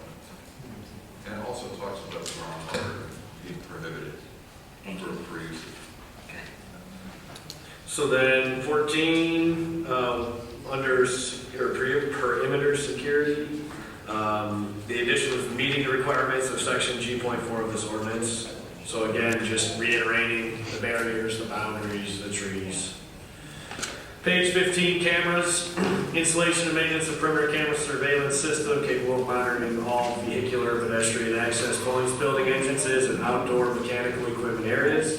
Cameras shall be positioned to minimize intrusion into adjoining residential properties, public right of way, while still providing full coverage of the site. Camera system shall be continuously operational 24 hours per day, 7 days per week, and recording shall be retained for a minimum of 30 days.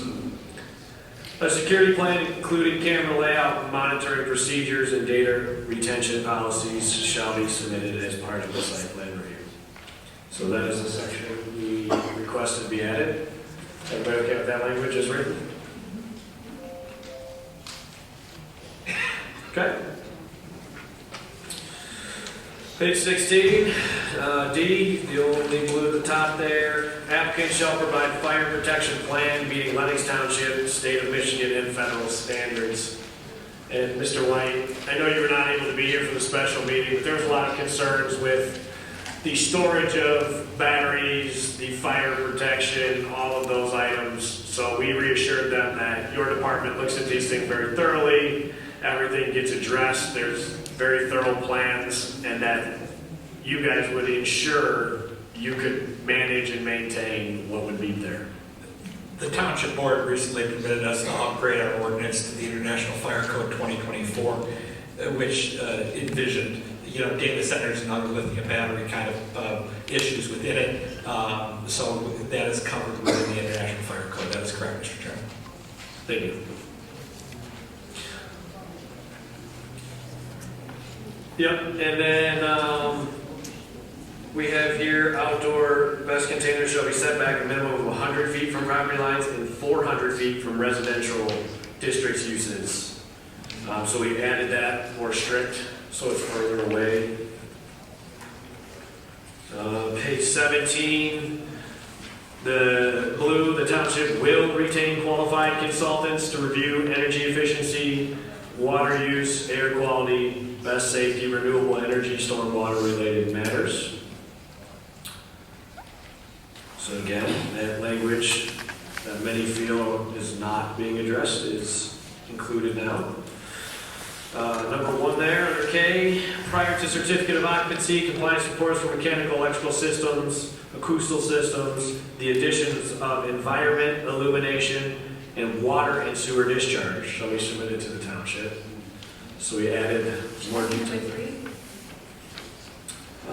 We have 1, 2, 1, 2. We do a full, So it should be an L. yeah, So it should be an L. L should just be carried down, just gotta hit enter on it. So we'll get a typo on page 17 for the record. Number 3 down below, an escrow deposit, an amount determined by the Lenox Township to pay township consultants shall be required. So it's not at the taxpayer's expense. The last one at the bottom here, triggers for decommissioning, a plan is required. As a condition of special land use and the site plan approval, the applicant shall submit a decommissioning and site restoration plan that addresses triggers for decommissioning, methods for removal of structures, equipment, utilities, and impervious surfaces, recycling and disposal of equipment and hazardous materials, final grading, soil stabilization and revegetation, restoration of the site to a condition compatible with surrounding uses. A data center shall be considered abandoned if it ceases operations for a period of 12 consecutive months unless the owner provides evidence of intent to resume the operations, which is satisfactory to the Planning Commission. So there was a lot of those suggestions by the table. Was there any other additions or anything we need to discuss there? No, I just see that we did change that, and well, you haven't got to it yet, but we went from 6 to 4. Yep. Yep. So we down below there, we went from 6 months to 4. So that way it gets started faster, so if or when. Performance guarantee, financial reassurance. We were at 125% or 100%. We are now at 150% of the estimated decommissioning cost determined by State of Michigan licensed engineer. Moving on to page 19. We just have all these removal standards, site restoration. It's just providing specifics to what was referenced on the last page. Public benefit is all new, all blue. So again, purpose and intent starts off for the data centers. Well, I guess I'll let you guys just read through that since it's 4 pages. So this is the public benefit package that was brought up and was to be included. So we can take a couple minutes to go through that. You know, I guess you guys just love hearing me talk and read it.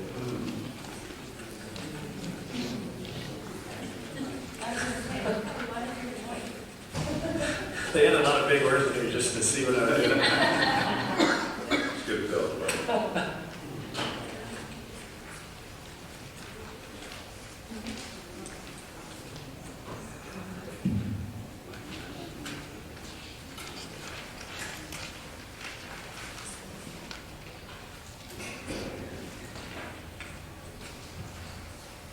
Chairman? Yep, Commissioner Churchy, go ahead. Has the attorney been consulted or talked to about this section? Because my question was, is this going to be allowable? Could we actually do this? We still need the attorney to comment on that. Okay. On this section. All right, thanks.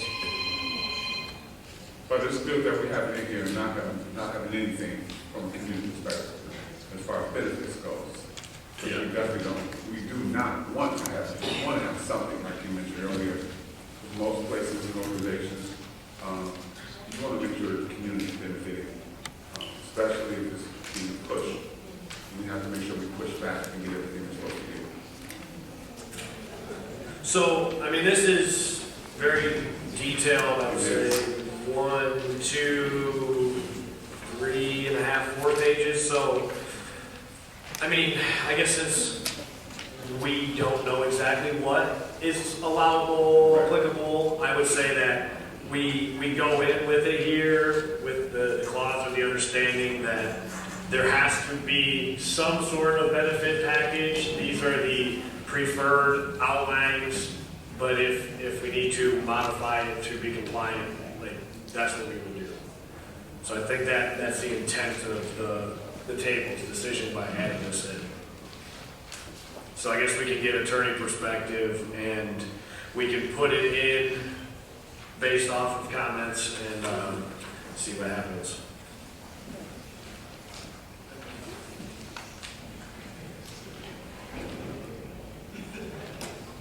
This is very expensive. Yeah, this is pretty detailed. How long was that one? Do you remember? First one's probably 7 pages. 7 pages. The entire ordinance, you're saying? Oh, the entire, I don't think. Or you're just saying the benefits? No, their benefits was longer than this. Okay. They're having a problem right now. So. Okay. But this is extensive. Yeah. Yeah. Like I said, the average, when I look at the average ordinances being pushed through other townships are like 5 to 20 pages is the range. So at this point, Lenox Township is definitely doing our jobs of due diligence of making a solid ordinance. that other people may use as a basis. Bless you. I just had a question for Dave. Was there the provision, if it wasn't here, I may not have seen it, put in here that if we are challenged on any part of it, that the rest remains?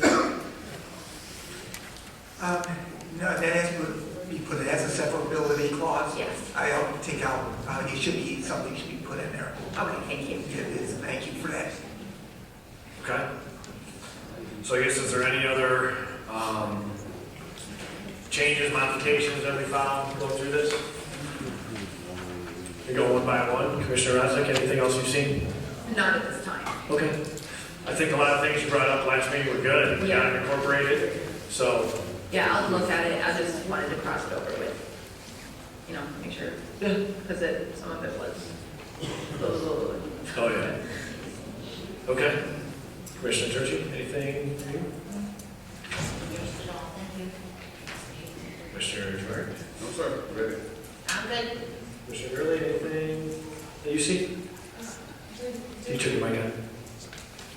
Did we already, are we gonna have something separate that will be like their fines?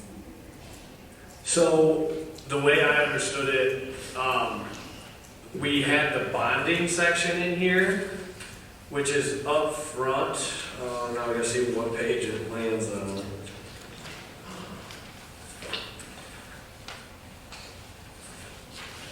This was handed to the computer. I could have searched it. So I know there was bonding in here, and I know you can set bonds, and that's within your rights. And an ordinance can carry a fine, but you can't set an arbitrary fine or number if it's not tied to. So we can't set a table. So We I can't don't set a think. table for first offense, second offense, third offense. Can you just be arbitrarily making it? Mr. Planner, do you have a comment on that? Yes, typically, you have to look at the ordinance again or speak with the attorney, but typically fines, like you just mentioned, first offense, second offense, usually it's another section of the ordinance that covers all violations of any ordinance. Right. But I can double check with you, find out if we need to add something special here. The only thing I want to make sure is if we go on anything definite, say, if it's 10 years down the road, all of a sudden, we're way out of date with proper language, we just can't automatically update the fines. Right, you have to apply to So we local have to standards. Literally reopen the ordinance and have to redo it every. We don't want to get involved with their, Right. to capture. So I asked the section to look into more how fines are handled. Okay. So we need to add a comment for that, to look into that. In a couple of places, it talks about the escrow account, but it's not covering fines. No, that's for the Escrow reporting, accounts. the mandates, the documentation. That ensures that they have the funds set aside to meet the requirements of this, but it's not penalty driven. Right. The bond, I think the bond is more of the intent on the financial side.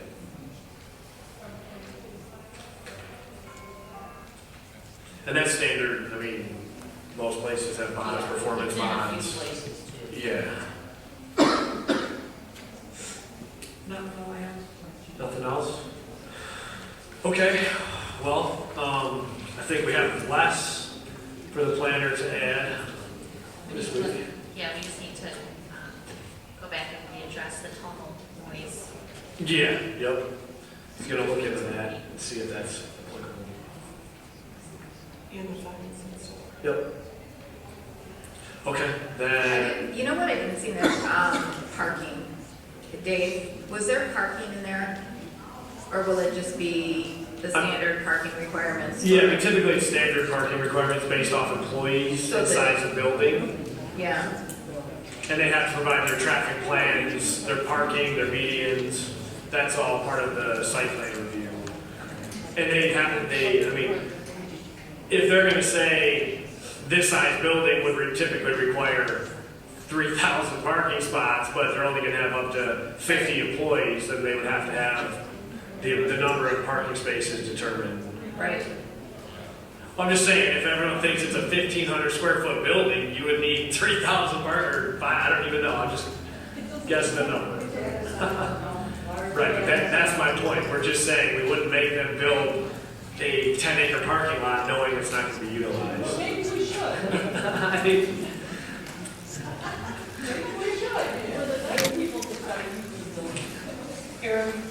I just have one other question, maybe Sure. it's stated in the language. The one gentleman had mentioned that if there's already, like, property line, tree line. Yeah, we talked about that last time, That they because I don't touch thought the it? same thing, and they said that would be that would be one of the stipulations that we would set. Okay. Yeah, that's why it said in here all the changes we said, and then it also said that we have direct say in Okay. that I provision. mean, if there's nothing there, but if there is. Yeah. Yes, we don't want it up there. Yeah, we definitely, that's why that language was added specifically, and they're saying, the planning commission requires screen wall or more extensive screening in addition of the landscape. Where's the? I didn't see it. Yeah, but there was another statement in here too. I mean, at the end of the day, when we do a site plan, we review the trees and the stuff anyway, so All the landscaping. we get it, yeah. But there was another statement that backed it up. I know I read it. Now I gotta go back through and find that. I mean, it isn't much to have something like that put in there, right? Right, but again, I thought I read it, like I think it was in another section, unfortunately. Is there something like that in there? You know, I can't recall, I can add something, it's easy, I can just add something to a door, because I think already allows. Right, if it's just something that I is think I already can fit existing. it, I'll just put it in. Okay. Okay, leverage. Okay. He said he'd add it in there, but letter E, so you don't have to.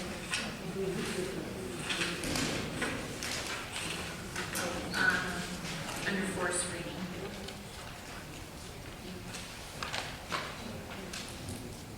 Yeah, but it just says in addition to, it doesn't say. It doesn't say, he's gonna add it. Yeah, like I said, That way it's in there. Yeah. You know. Oh, it isn't the existing, that's what it is. Yeah, I asked that last time. I agree, we don't have to have it with Okay. Well, then I'd be looking for a motion.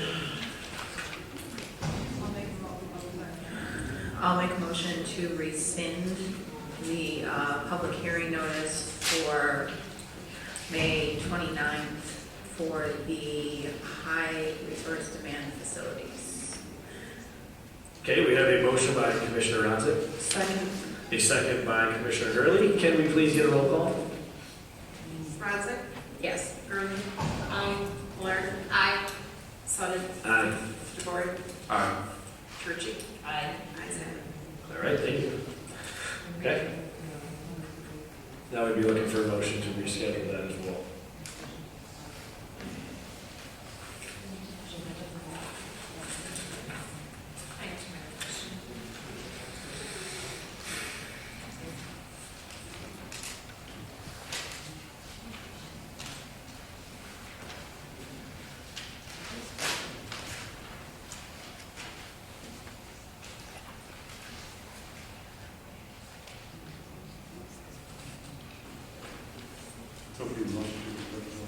Yes, sir.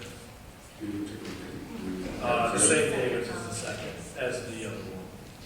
So we need a motion, I'd like to make a motion to reschedule for the hearing for June 2nd. June second. At 6 p.m. June second. Or following. The following week? No, following the other one. So the other one starts at 6, it's just Gotcha.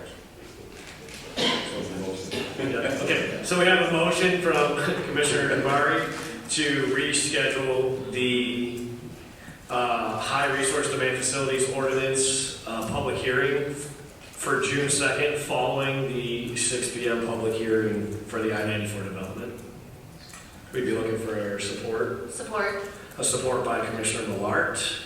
Can we get a roll call, please? DeVore? Yes. Blair? Aye. Gurley? Aye. Sutton? Aye. Turchi? Aye. Radzik? Aye. Ayes have it. All right, thank you. So we're going to now move into the new business that we added at the beginning of the meeting, which is now 8A, which was the recommendation for the 4-month extension of the moratorium. that was, I guess, proposed or brought up when the initial moratorium was put in place. So is there anything we want to discuss on that, or would we like to go right into a motion? I would just like to point out, like, the required time of posting, the required time of posting after it's approved. All of these times clearly pass our public hearing itself is on June 2nd. All of these times pass the expiration of our current moratorium. What is our required posting time for ordinance once it's adopted? 30 days once it's posted. So there's 30 days. You know, it still has to go to the board. So there's at least 2 months, maybe. So, yeah. So.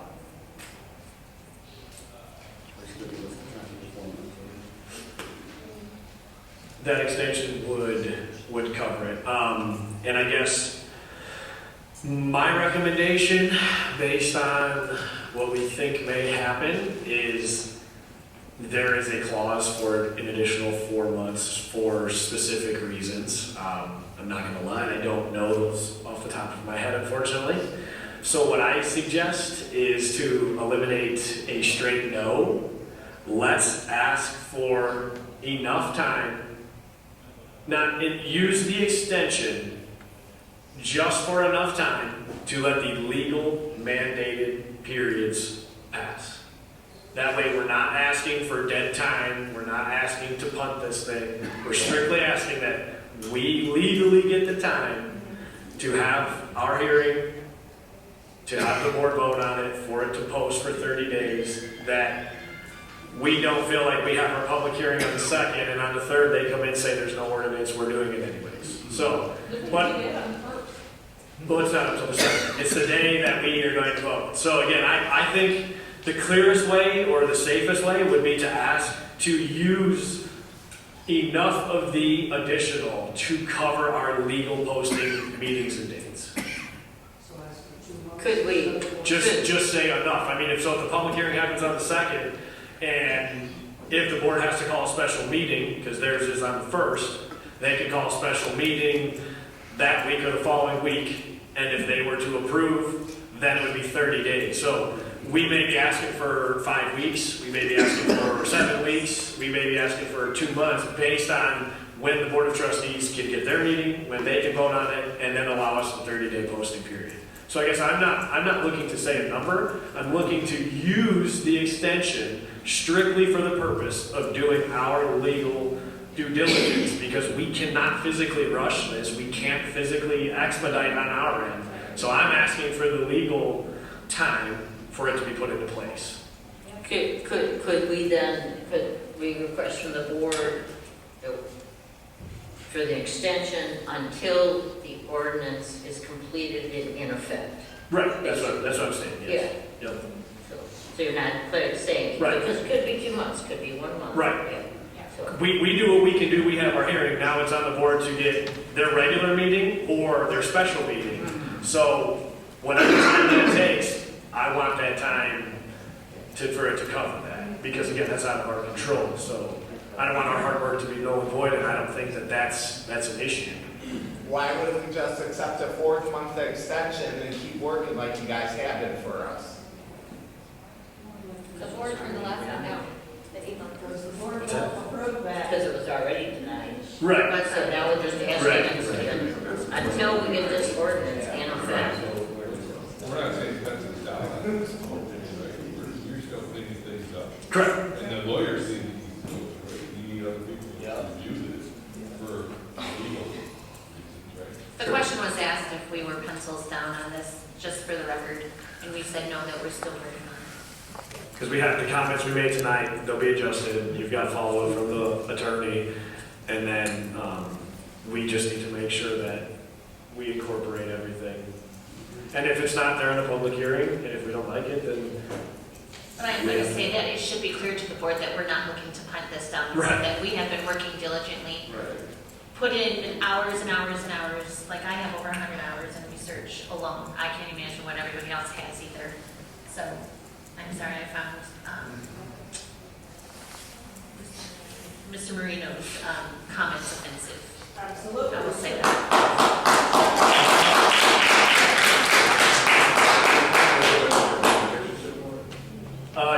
We are on that new business for the motion. So Commissioner Rodzik asked for clarifications, and I was just stating my opinion on what we should ask for. We can ask for the 4 months straight up. I think we just play this as political as possible, just ask for enough time to legally do our job. And if that goes, if it were for some reason to go on and we need to make another recommendation, we would have that ready. Yeah, my recommendation for a motion, if everybody agrees, would be to request an extension on the moratorium until the section 714.157 high resource demand facilities is in effect. Okay? That cover it? I think so. So I have a motion from Commissioner Turchi, support by Commissioner Jabari. Can we get a roll call, please? I'd like to make a comment. I would like to add the 4 months on there. So recommendation to make the motion, if you'll accept, to the extension of the moratorium for 4 months or until the legal process to adopt the ordinances is completed. So we don't have to come back and ask again. I don't like what's there. I just feel like that should apply. Yeah. It's until it's, we know that extension exists somewhere. And we're saying we need to use that time. We're not asking to go beyond anything. We're just asking to be able to dip into that until it's in place. So I'm afraid if we put that 4 months in there, it's just gonna be a no. I feel like that's implied with the motion. It's all about the wording. Yeah, I truly feel that if we put that 4 months in there, it's just gonna be a no.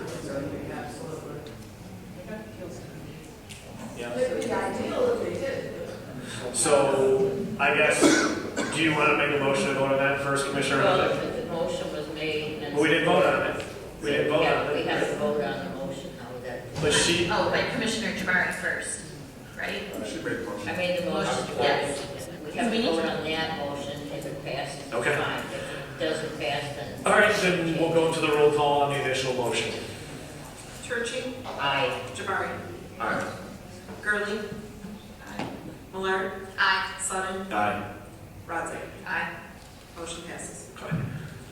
Commissioner Rodzik, would you like to vote on including the 4 months or change? No, it's fine, I voted with it. Okay. Yeah, I just want to make sure. Thank you. Okay. That's all we had for new business. So now we are into the new 9, which is public comments. So everybody knows the rules.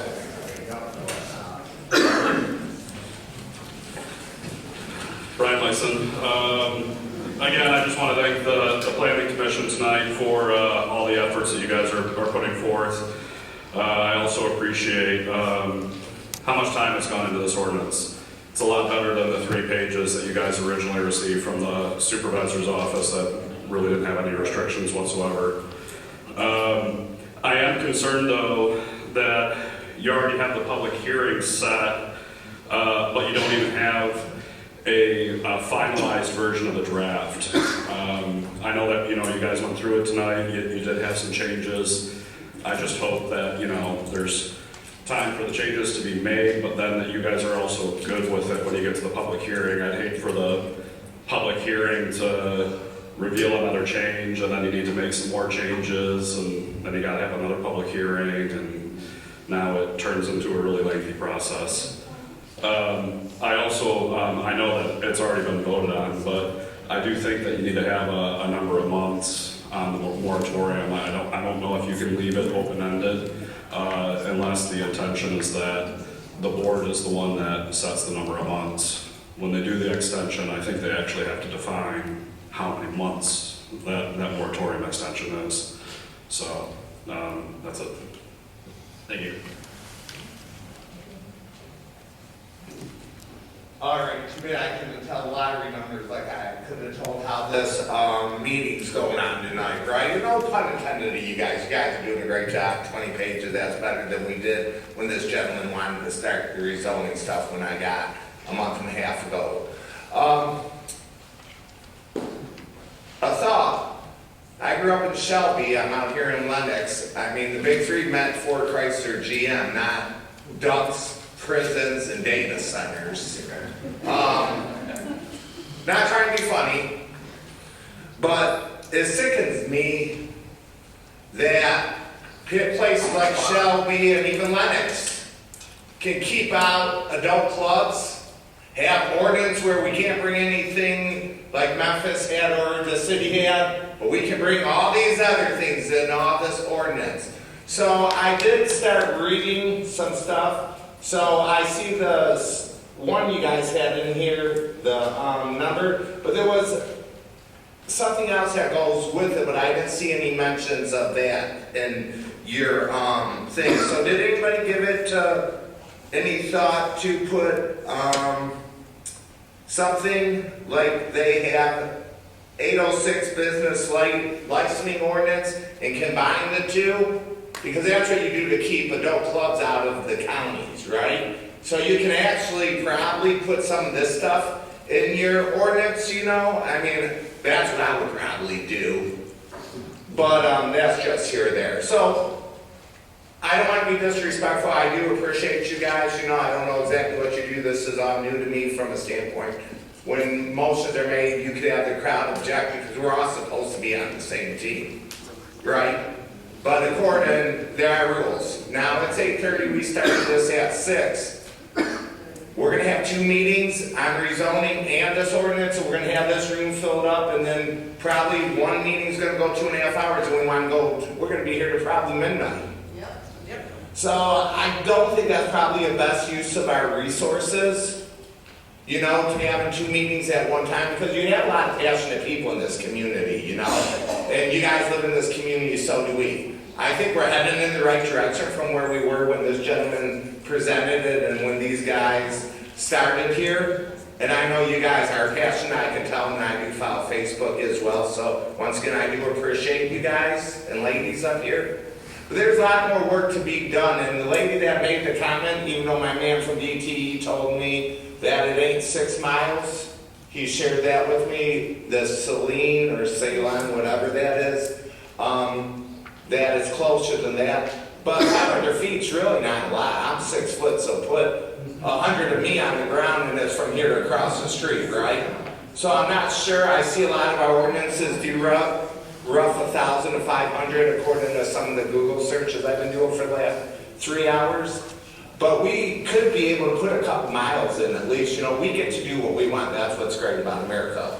And to the point of getting sued, you could get sued by them or you could get sued by us. I would probably rather get sued by big business than a bunch of people you gotta come to your grocery store and see and have to face in your communities. With that, keep up the good work. I thank you guys. I know sometimes I do get a little crazy. I felt like the Trump undercarriage there with the stuff of all these patting ourselves on the back. This is serious and we need to fight for this community, you know, because I just got assessed, my property taxes went up, and I started telling my wife, I'm like, wow, we got a 25-year extension on a dump, and I'm possibly going to be looking at a data center, and I got to pay more in taxes to live here. I was like, damn, I can see it. My name's Ray Becker, not Ray Charles. I was like, this stuff got to stop, right? So thank you. Yep, thank you. And it's 1,320 feet from residential churches, schools, and healthcare facilities. Maybe you put 2 miles. It won't hurt. Hi, my name is Kelly. I live in Casco. There we go. Thank you. Oh, nice. My name is Kelly Zardik. I live in Casco, so we're just over the mile radius away from the data center. But we know up to 1.5 miles we could still hear the effects. So this affects us too. We are frequently in contact with Eagle. So to answer your question from earlier, if the ward has hazardous wastes, then they are required to do monthly or quarterly reporting for Eagle. So that may be an option for the data center. I don't know if it qualifies as hazardous waste, but that is their qualification for when they require monthly or quarterly. Otherwise, it's annually recording. And then anytime there's a report from a community member, then they have follow-up inspections within 1 week of any report made. You know, you can report the dump if you can smell it from your house. Report it to the state. They will follow up within a week. And they really do. And they get violations. They've gotten them since we moved in. So just wanted to make that point about the Eagle reporting. Jim Bakken and Robert Joseph are your main contacts for Eagle who are in the area. If you ever have questions, they're great, really responsive. You guys have done a lot of good work to add a lot of stringent things to this ordinance, and we really appreciate that. You're trying to protect us, and we appreciate that. We know there's pressure from the board. We know you don't get the final say, but we appreciate that you're trying to work for us. As far as fees go, I know you have the financial guarantee for decommissioning, but maybe, I don't know if it's language you could add, but consider a community relief fund for grid issues. Could they proactively possibly set aside some money in case there are grid issues that affect the community? Something to think about. And with the fines, if we can't put in specific fines, and that makes sense because it's, unless you say like scale with inflation, but you could say like page 23, where you're on section I in part D, where it says require a corrective action plan with a defined year period. You could say something like require a corrective action plan with a defined year period that also addresses repeat offenses, or that also addresses when multiple offenses have occurred. That way, there could be language built in that addressed the fact that yes, things will change if there are more offenses than just one, so it doesn't become just a cost of business fee. So thank you, keep it up, we appreciate it. Thank you for the information. Thank you, everybody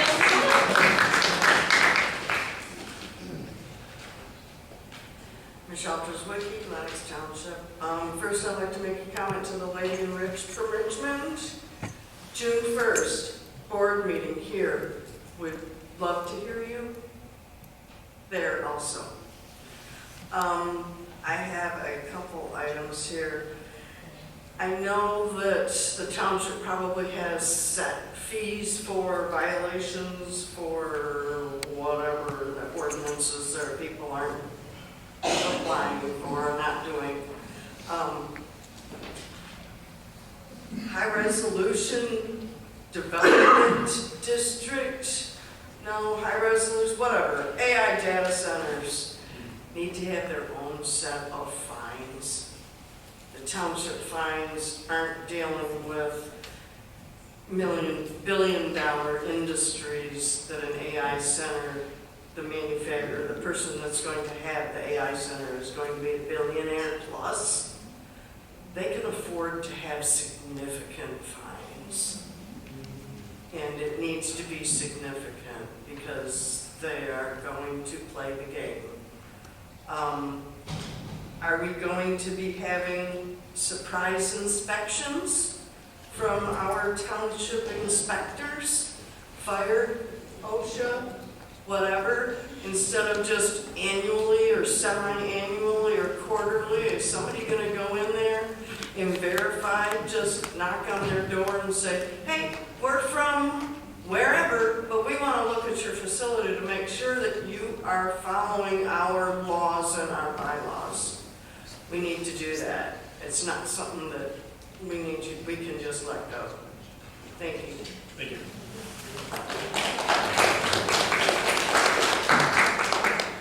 I'm Kelly Reamer from New Haven, addressing the fine issue. She was correct, it needs its own entire ordinance when it has to deal with fines. I personally think there needs to be like a 3 strikes, you're out, you get fined this, you get fined that, you turn your water off. They can't operate without the water. Force them to fix whatever issue that they're violating. Amazon just wrote a $20.5 million check. It's easy for them. It's going to be easy for them to keep writing checks here too. Also, DTE mentioning something about these big companies paying their industrial rates. It's 4 cents to our 21 cents. as a resident. Thank you.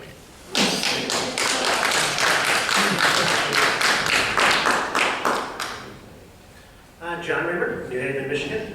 I saw language in there about backup generator testing limits, but is there any restrictions on on-site power generation? A way to limit, how many gas turbine generators can be brought in and operated just for standard, operating procedure. Is there a way to actually limit the backup power generation to when backup power is truly needed, when there is an actual service outage, as opposed to just running them 24/7 for supplemental power backup? I noted there was a 10 megawatt power limit, but again, can that just be then augmented by on-site power generation? So didn't see anything in there on that. Again, I'm not sure what the legal requirements could be around that, but again, there's articles of other sites just bringing on more on-site power generation, even admits ongoing litigation against the current on-site power generation they have. So, thank you. Thank you.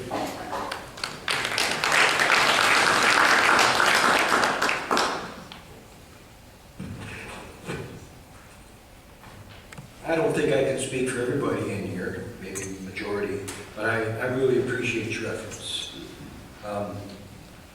My wife can't come to these because she's an emotional wreck over all this, and of course I'll bear the bad news that goes out of the home for her. My name is Joseph Warren, live down the street from one of our trustees, Mr. Rosile, and I'm not very happy with him right now. Besides that, on page 12, in some of the blue and maybe in the energy and sustainability, and I'll forget more than I'll ever remember since I've retired, is that we have state parks, Wetzel, we have Oak Ridge, and Marsh Oaks is a golf course that are environmental. And I would suggest, because I haven't read anything about this, is there any way we could bring the DNR in here to get some insight on those facilities and the impact that these centers may have on our parks and recreation facilities? I believe the director's name is Scott Bowen. There's an org chart out there. And I would think anything we get from the DNR regarding the environment or other thermal or energy and sustainability issues, they would have some keen insight and would offer some counsel free of charge. And perhaps an invite to the regional person who's in charge of this area to come to the meetings to see what's going on and hand him or her a direct input. And again, thank you for your time and your efforts. I wouldn't want to be in your seats, seriously. So good job and thanks again. Thank you.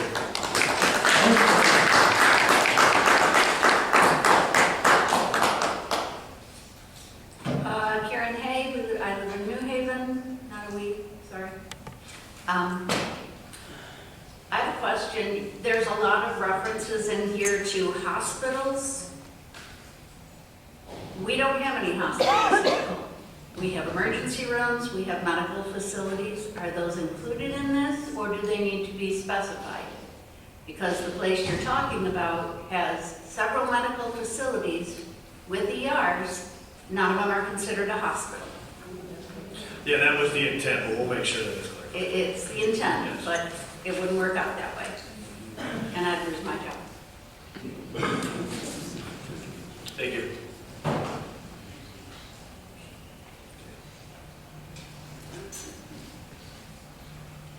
Misty Chabot again. I just have a question. Is there a possibility to set up anything from these data centers where they have to build a fund that's going to help take care of the people if they do have the health issues because of the data center, or financial help if this goes sideways and our water and electric does shoot up? Is there any way to require something like that? I don't know. I have no clue. I'm just asking if that's even a possibility. Because there are going to be people, too, that are going to need medical help, and they aren't going to have money for it. So can they do something like that? I would have to look into it, yeah. I mean, we did put in here that they can't affect the water, the flow, like that, they can't affect anything day to day. And then I think from there, just like any other pollutant or hazardous material, if something happened, you know, there would be a suit or a lawsuit. I don't know if you can arbitrarily set that because you'd have to go to court anyways to determine if it was directly caused. Well, and I understand that part, except for most of these things that you're talking about, they are usually accidents. With something like this, it's been proven throughout the country and outside the country that this is a daily thing that affects people daily, and they know it. They know it before they even go in.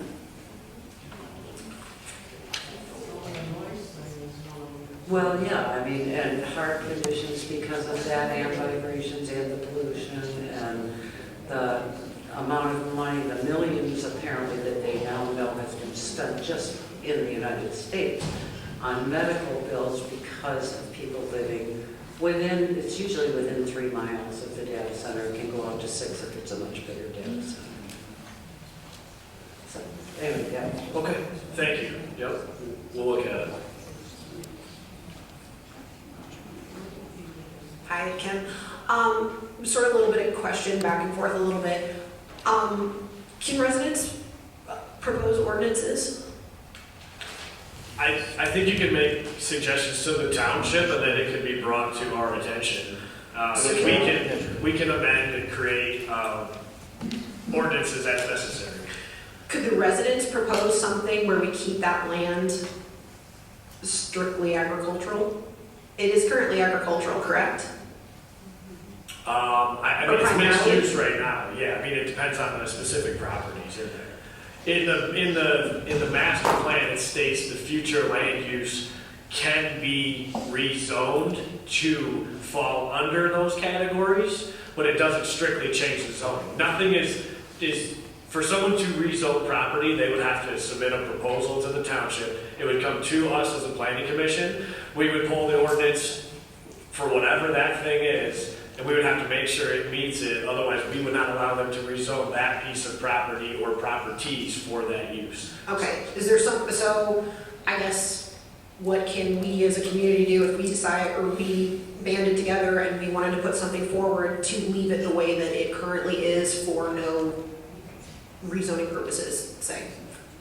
I mean, from our standpoint of our positions here, we just have to follow the ordinances and guidelines that we have. As far as like just straight up stopping a data center, I think that's got to be more at the state level and the things that you guys are currently working on, you know, behind the scenes. I don't think from a township perspective, we can just say no. What if it's not just necessarily, it's not just like a data center, we just say we want to keep it agricultural because what we could do So with that's this specific exclusionary land. zoning, and this is the reason why we put an area that was, I want to word this carefully, but we have all the agricultural and residential in more of the western part. They put the 94 district of the medical facilities, everything by the freeway. So if you don't have defined land in your master plan, they can come in and say, we're going to build a data center right in that field across here from the township.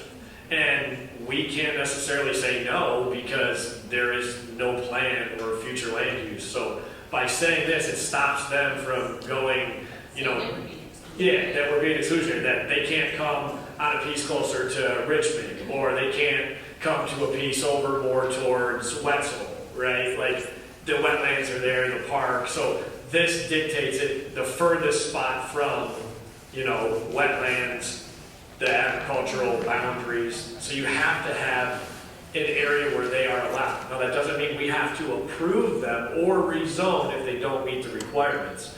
But you do have to have an area set. Otherwise, if we didn't have this ordinance and the board says we're not doing anything, they literally can come in and potentially rezone right across the street here in Gratiot. That's what happens, I think. It's just anybody, right? And that's the issue here is we have to have some area for business, and that's been along Gratiot here.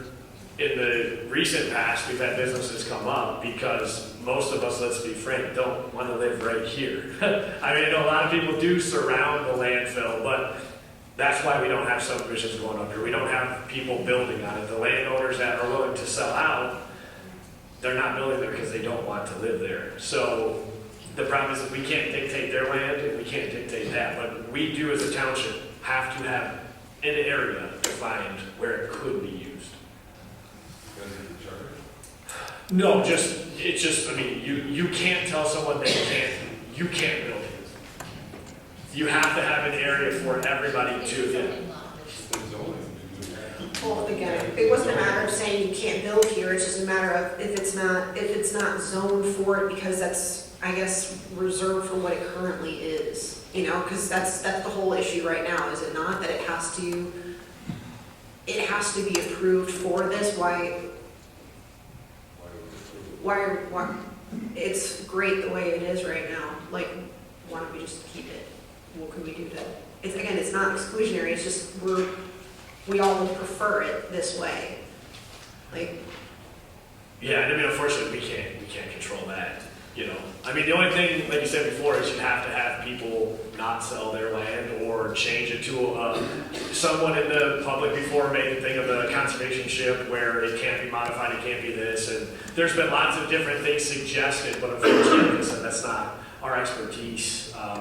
You know, but we can't physically just say that can be forever agricultural, that entire area, nobody can ever build there.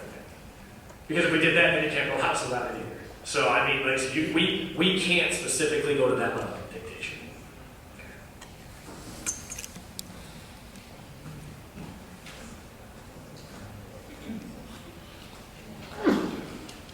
Hi, Beth Oakley, Lenox Township. There's so many things probably I'd like to say. It kind of seems to match up because you're the zoning board. You have the ability to, you guys put the plans in for the master plan. Like that's what your job, that's what you do. You and the board have the ability to amend those plans. We understand that you can't outright go, none of them are coming in, but you can at least explore the opportunities that you have to rezone or rescind the amounts. You can, you have the ability to, if the board does it, right now it doesn't seem like that, but you have that ability. You guys made it, and now you're saying we can't do it. You made it. We understand we can't be inclusive, but you can at least explore those options. So that doesn't make sense. The other glaring issue is when it was asked if there was an NDA. To me, I'm amazed that there isn't more like outrage or like somebody going, whoa, wait a minute, this is not okay. The amount of things that have happened between the FOIAs and just kind of the sneakiness. If someone says, well, there's no proposed data centers, there's nothing going on. Data centers powered 21st century. We have DTE here. We have one, her question was not answered. If I was on this board or on the board of directors, I'd be like, what's really going on? You think there's really nothing going on? New Haven has a year moratorium. And I'm not saying it's about the moratorium. Why the pressure? You don't think that we're feeling like we're being hosed? Like there's something being pushed and going on? Like, I mean, so, yeah, that's another thing. I wish somebody would be a little outraged and responsive because I'm like, why can't we have a year? You're saying we can't get 4 months. What's going on with the board? Why are they that pushy? Why aren't they working with you guys? Why aren't they working with us? So I would suggest also that separate legal counsel would look at that. You also, if you pass an ordinance and there's a data center that comes in and uses that original ordinance and you guys amend a future ordinance, that data center is locked into that original ordinance and you guys can't do anything about it. So when you're saying we just got to get this in and then we can make amendments, you don't think that they're waiting? There's something going on. They're waiting for that and you're going to get screwed and they're going to be locked into going, sorry, they're in there now. And also, who is going to regulate the violations? Because if you look up the trouble that data centers are having, they're not, sorry, they're not honest about what they use, about the water they use, the electricity they use, and who's gonna regulate it. They're gonna ask for forgiveness after they're in. Also, 1,300 feet is quarter mile. You guys have the ability to make it 2 miles. Zoning boards set those limits. You are not limited to, I understand you can't make it 10 miles, but you guys set those limits. You can't say that you can't do it, because you can.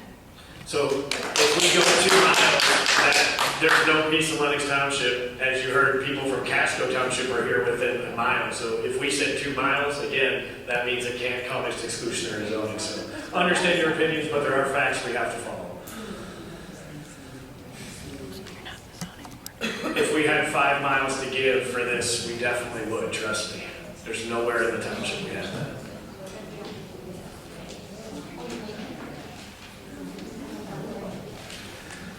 My name is Andy Dewicki. I'm Assistant Business Manager of IBW Local 58. We represent over 5,200 electrical workers in southeastern Michigan, many of whom are residents in Macomb County. I mean, hell, if you guys have ever heard of Motor City Electric, if I were to say that there was a capital of Motor City Electric, it's probably Richmond. You know, most of their leadership comes from there.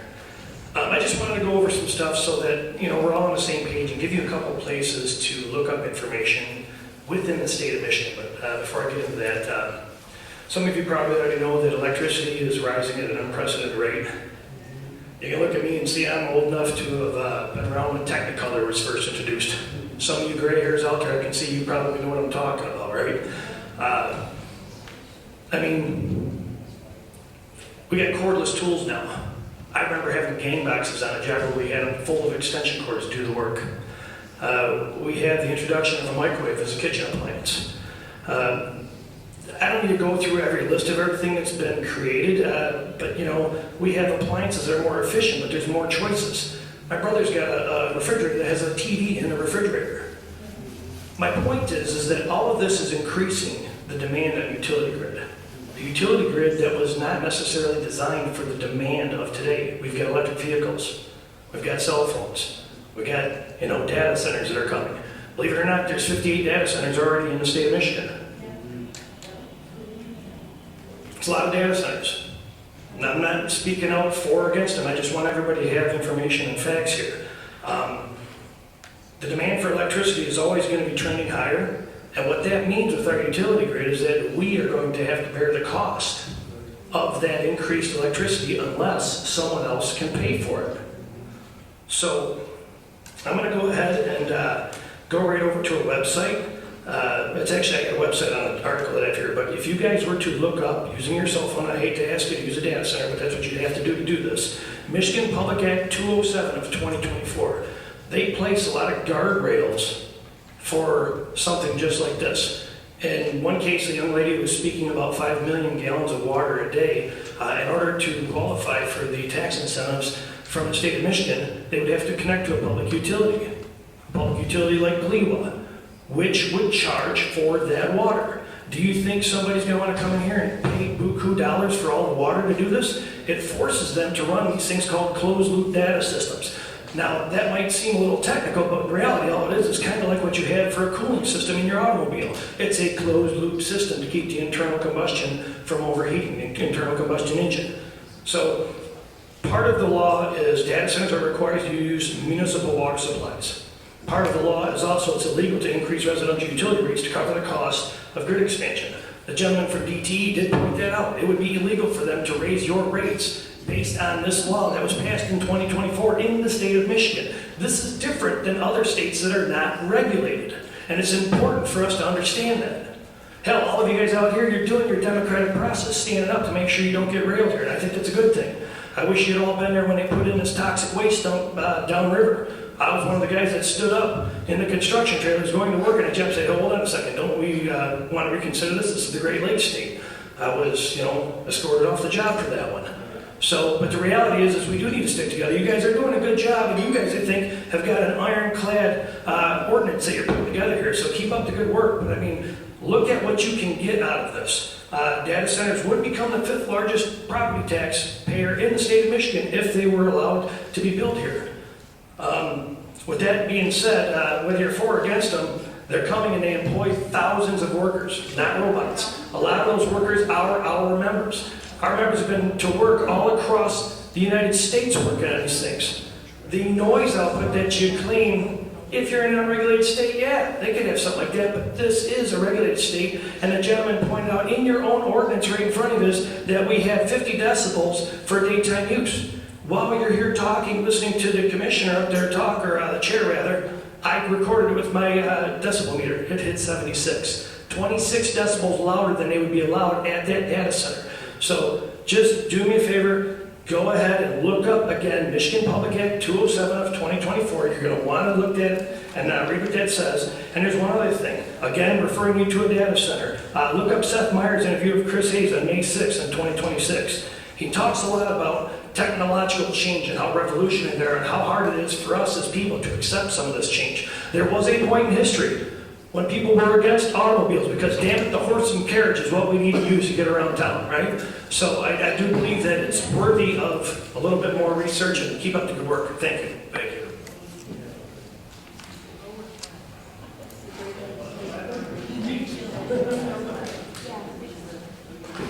Hi, my name is Jennifer Slocum. I live in building a house at 28689 28 Mile Road. After I came to the last meeting, the planning meeting, I was relatively optimistic because of the work of the planning commission and the committee. You guys seem dedicated to doing your best. However, I'm still concerned that the planning commission in Michigan, or in Lenox Township, is expected to create an ordinance for a data center that could stand up to possible legal attack from lawyers backed by billionaires and the largest companies in the world, including OpenAI, Amazon, Microsoft, Google, Meta, and Oracle. There's no way that even this whole room could Google enough information to write an ordinance that won't be ripped apart in court by people who do that for a living. So my point is, we don't know what we don't know. We could be writing an ordinance that, lo and behold, is the thing that pulls us down, just because we don't know.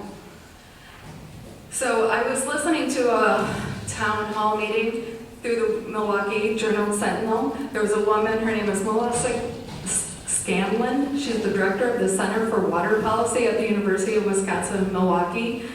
And she was talking about how water consumption is actually 2 buckets in a data center. In 2023, they consumed 228 billion gallons of water, and 92% of that water was used to produce electricity for the data center. And only 7.5% of it was actually used for cooling the data center. Another thing she talked about is that Michigan belongs to the Great Lakes Compact. It was signed in 2008, and it regulates and restricts water diversion and freshwater. It protects freshwater. So the Water Compact requires people to, it limits them to 100,000 gallons a day, and they need to report to the state if they've withdrawn water from a lake or groundwater. With the data centers using municipal water, the data center is considered a private company, so they don't have to report how much water they use. It's a negotiation between the water utility and themselves. And because of that, we don't find out about how much water they use because they don't have to report it to the state under that Great Lakes Compact. Only the aggregate amount of municipal water is reported, and then it's too late to do anything about it.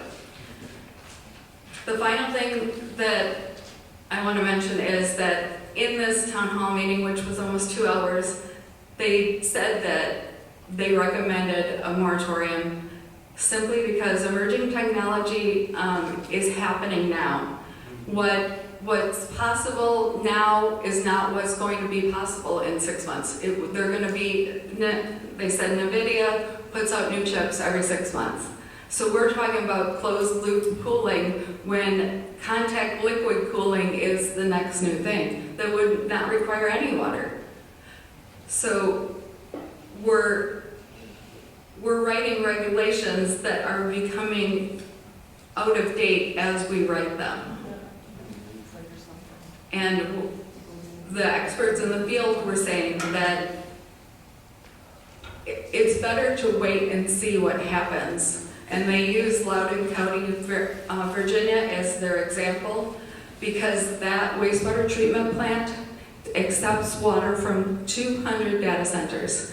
And they learned that they can no longer trust what the data center says that it's discharging because they lie. So they now have to test the water at the data center to see what chemicals are in it before they discharge it to the wastewater treatment plant, so that they know what they're getting and what they have to counterbalance.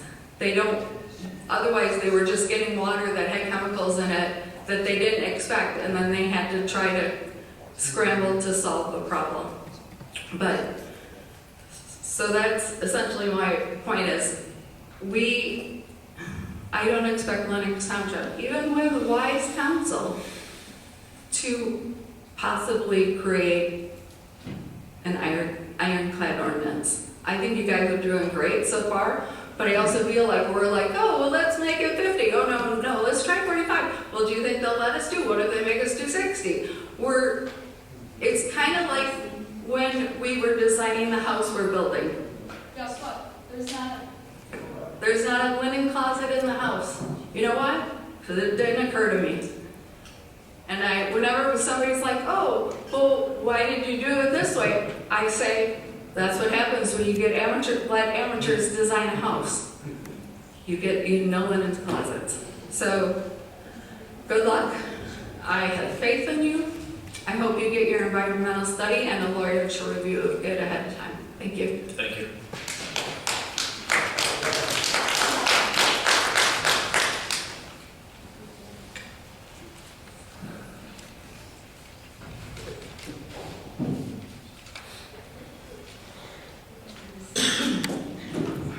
My name is Sierra, and I just wanted to leave with a question that we kind of talked about during your guys' discussion, where maybe Mr. Planner could say where the 1,320-foot distance comes from, like if we could just be pointed to where we're referring to that. So other people know, so Washington Township had an environmental consultant come in, his name was Darren, and he kind of educated us on the fact that placing ordinances, you usually don't want to like reinvent the wheel. You're looking to look at something that's already documented and in place with different environmental groups and things like that. So I'm just curious so that we all know where that's being referenced and coming from. And what numbers in there, do you know?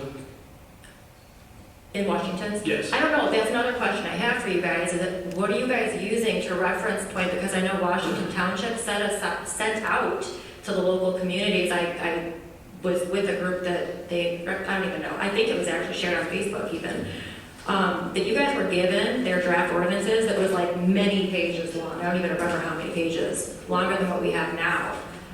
So I know you guys received it in like January or February, which would give an immense amount of information to reference to what we're doing here. But I'm not sure exactly where they're at right now. Yeah, so the standard that we've seen and what I've looked is they use the standards for industrial, which is like 400 to 600. And we've been pushing since day one to get this increased. And that's how we ended up. I don't exactly know how the 1320, but that is the strictest one that I've come across. And we think that that would already be challenged. So again, it's just kind of based off the size of the area, and we basically we didn't just arbitrarily double or triple or quadruple it, but we tried to go with enough where it was not considered exclusionary zone, but still more strict than surrounding areas. I would almost bet that Washington doesn't have up to 1320. Yeah, if you guys are able, I don't know if you guys communicate with them, that'd be awesome. Or again, look at what was already sent an email to you guys. I had asked for the exact document title because I couldn't find it. Let me see if he answered me. I don't know if he did. Oops. Yeah, no. Yeah, so I know you guys had received that as a reference point. That was my second question, actually. Another thing, too, is, yeah, we got this mailer, and like another person, I laughed. On one side, I do understand Trump wants this for national, he wants us to be the AI leader of the world, right? So, but at the expense of our land and our health and our people and our sanity, I think that's absolutely ridiculous, because we need to steward our land. And that's why we're all here, because this is a huge red flag, because this is not a regulated thing. Data centers are not regulated, there's not enough known information, so the fact that we're making ordinances, we need to have other language in there stating the township will update ordinances as more studies are coming out, perhaps. And as regulations actually are put in place nationwide and statewide on data centers too, that we reserve the right to update these, something like that, because we don't even know what we don't know. And kind of tying to that is, the question wasn't answered, when will an environmental consultant be coming in and being added to the team, or at least a review? The fact that you guys are all acting as an environmental consultant is absolutely crazy. Yes, we have a planner, we have an engineer. This is their expertise. All of us are coming up here making recommendations, and we're not experts. Where is the expert at, and what is the timing? When are they going to come in? Is there going to be a review before the final ordinances, before this next meeting that is scheduled? And also, when is the attorney review going to be? Doesn't seem like there's been a lot of feedback from the attorney. Like, just knowing what those timeframes are would be awesome. Like, do you guys plan on those happening before the next? So we put in a hearing? recommendation to the board in our last special meeting. The board doesn't meet until June 1st, so that would come in front of them for their meeting. And in this ordinance, it says that we will have an environmentalist and we will have a consultant paid for by the applicant. So the township needs to agree or confirm if or when that would start. However, based on the language in the ordinance, if there was an application or somebody coming in, they would have to provide that and provide the study and research before it was fully approved to start.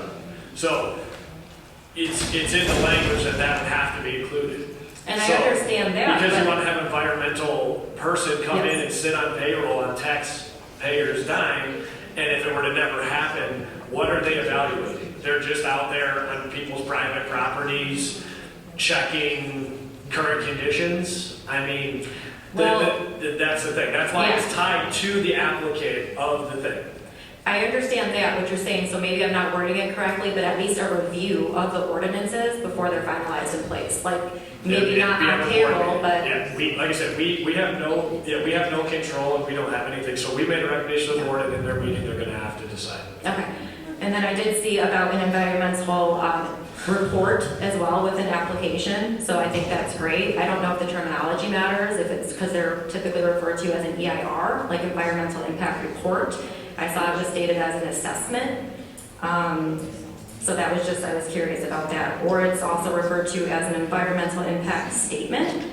So I don't know if it's necessary to be very specific there. Also, radiation hasn't been being talked about, so I think we need to kind of keep that in mind and all look into that and have something covering that. I think that's a pretty new impact with data centers. Let's see. Will the revised draft be posted online? I know at the previous meeting it was stated that we could see these online, and even for you guys, you're just getting handed these things when we are in real time, and no one has review time. I think that's ridiculous. Can it be posted online and save the printing of the papers? Was that found out? I mean, the unfortunate thing is we've had to have meetings and then have another meeting 5 days later, and we're making the planner work on this weekend, so it's being released as it can be formalized. So we can't release something that's not complete. So the clerk and all of us are trying to get things released as we can, and that's like I said, that's all we're gonna do. And the documents we're getting, though, even though you're handing them to us and releasing them to us in person, they can't be put online and then removed when the new revisions are coming up? What's the problem with that? That's been discussed, and that's not part of my decision. All right. And also about jobs, all the workers that it's bringing in, yes, there's a lot of jobs going on, but it's temporary. It's temporary jobs, and it's going to be minimal jobs that are remaining when these data centers are running. The environmental impact will be permanent and irreversible, so we definitely need to keep that at the forefront. And anybody who's looking at this as a jump in and let's invest now as a big investment opportunity, I sure hope that they wake up one day and realize that this is affecting generations, And it's bigger than themselves and their selfishness and their greed. So let's just keep praying and hoping that people's eyes are opened here. Yep. Thank you.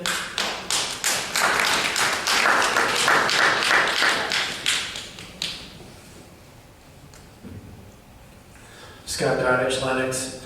So I just want to start out by saying that when it does come time for a consultant for any of these, I want you guys to pick a consultant, make them pay for it.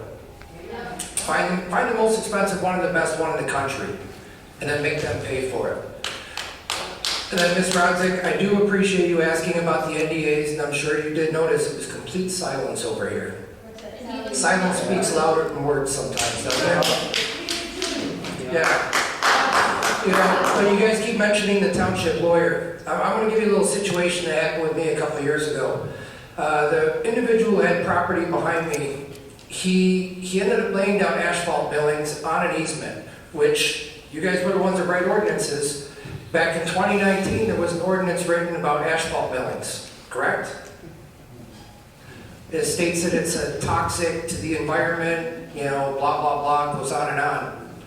Well, that individual challenged the township, brought a lawyer, and I guess we folded like a cheap lawn chair because he won. I'm now stuck with flooding on both sides of this asphalt road that was put in. Even our engineer here, he's aware of it. He was at the house, he saw it. He wasn't aware of what the final outcome was, but again, illegally put in, nothing held up. Folded like a cheap lawn chair. Now I'm stuck with toxic material on my land that I can't do nothing with. So, thanks.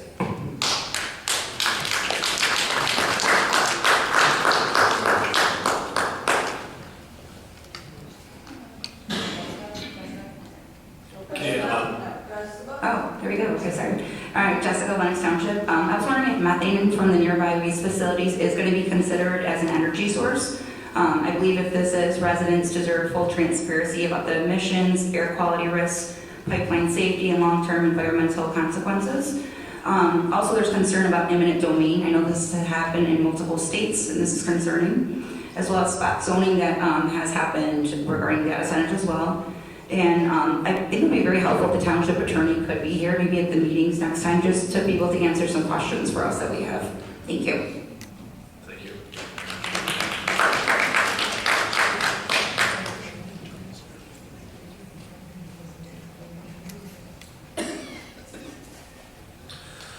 Okay, if there's no further public comment, we will go into communications and/or committee reports. You guys have anything? From planner, no report this. Okay, so that township planner report, we'll move there, so nothing from you either? All right, call from the table.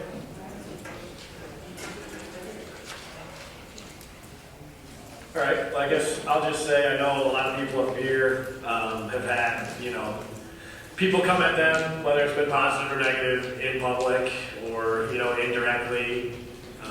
We've had phone calls. I've getting calls all weekend from companies forwarding people to tell me that they were for data centers, and then people phoning people in that they were against data centers, thinking they were getting the township. And when I would pick up my phone, they would ask me who I am.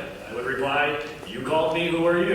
They said, "I'm getting phoned in from a company to tell the township this," and I informed them that's my personal cell phone and it's a weekend. And some people were polite, some people were not. So, we definitely are not getting out of this, scathe-free, and, we're dealing with a lot of tensions and outrages. So we appreciate everybody working with us, and we're just simply trying to do our job up here. It's nothing personal either way, and I know the crowd reinforces that. Everybody comes and screams and they leave. They don't stay for the whole thing, so it's typically how it goes. But I appreciate the ones that are here to actually help. Is there anything else from the table? Okay, I'll be looking for adjournment. I'll make a motion to adjourn at 9:20. Okay, we have a motion from Commissioner Turchi. Support from Commissioner Jabari. All in favor? Aye. Ayes have it. Thank you, everybody.